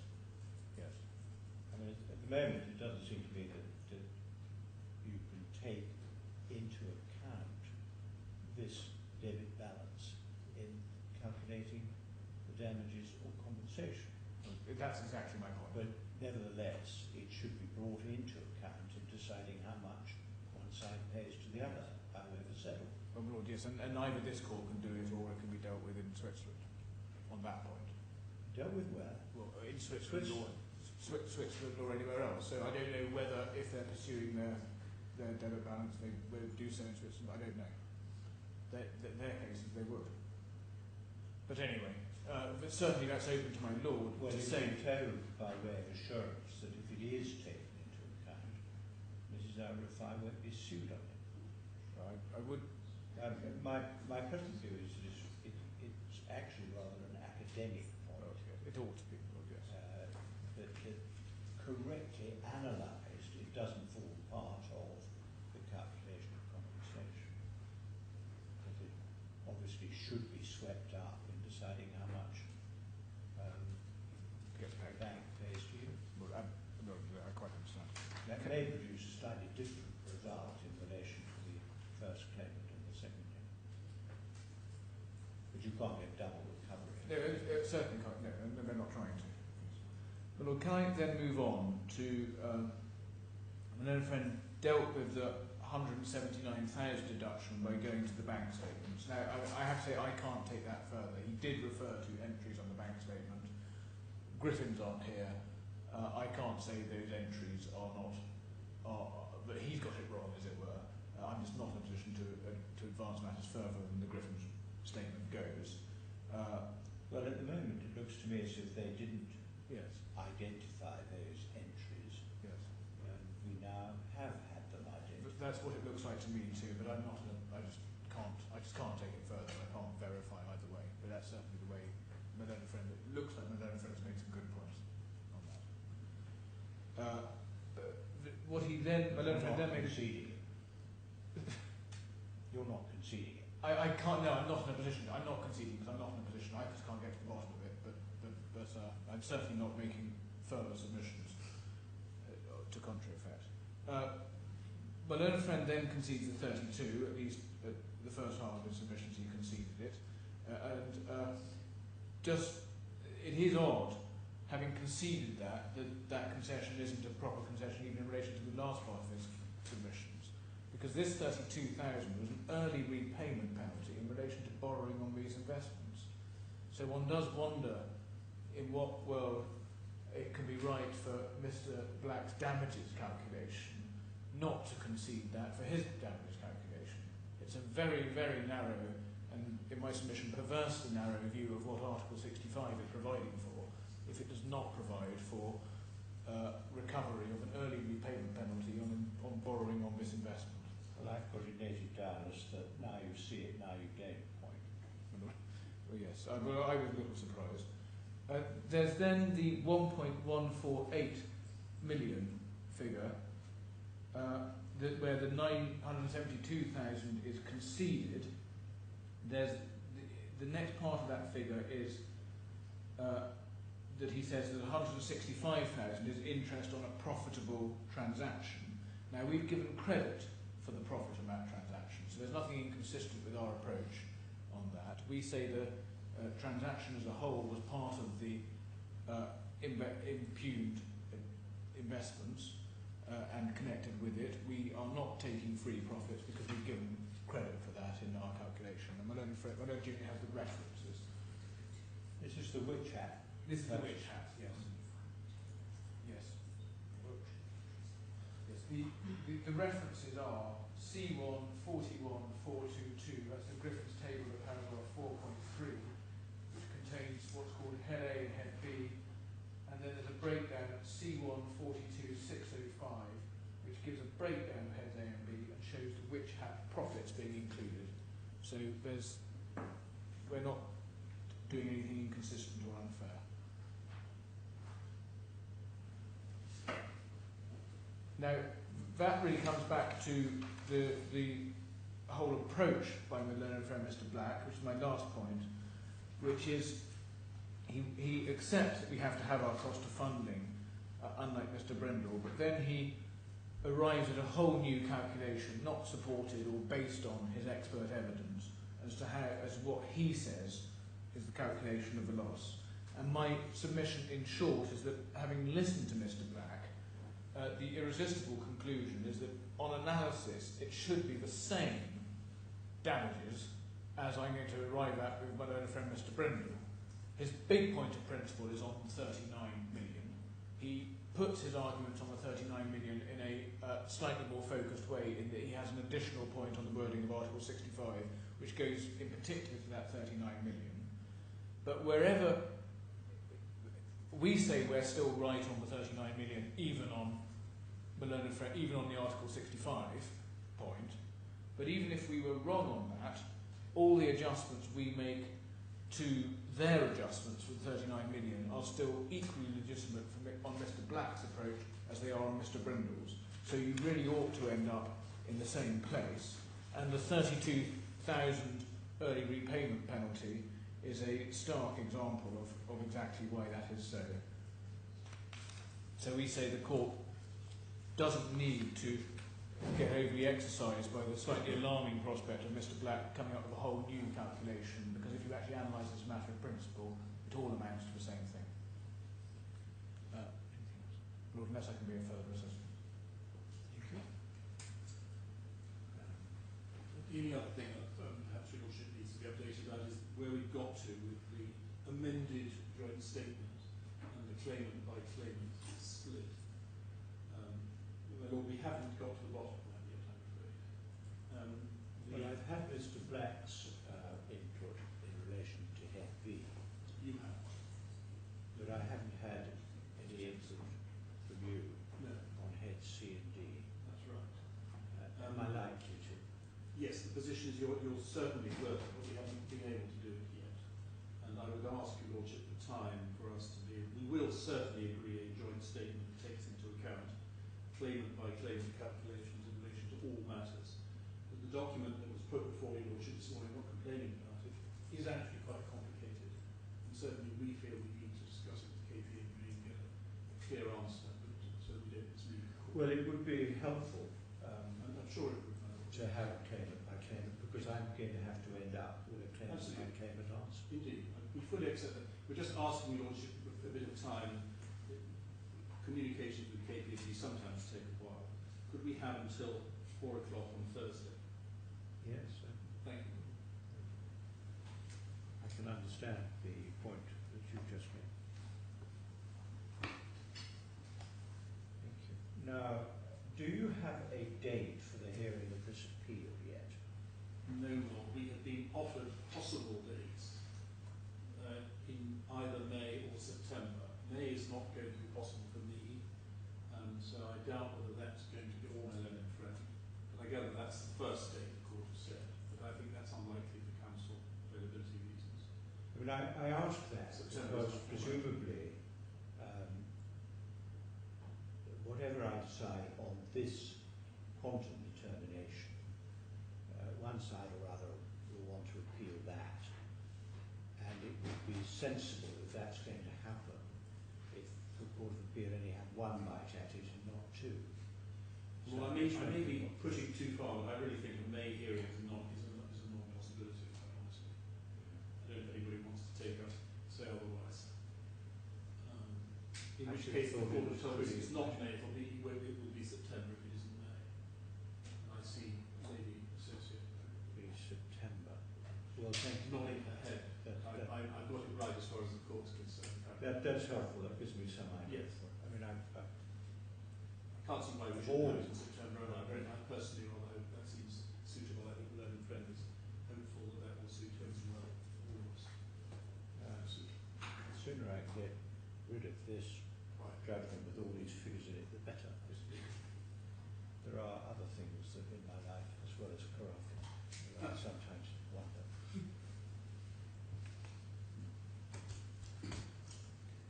Well, thank you. I hope that sitting to 5:30 hasn't been created an inconvenience for anyone. I'm grateful to my Lord for sitting so late. Very well.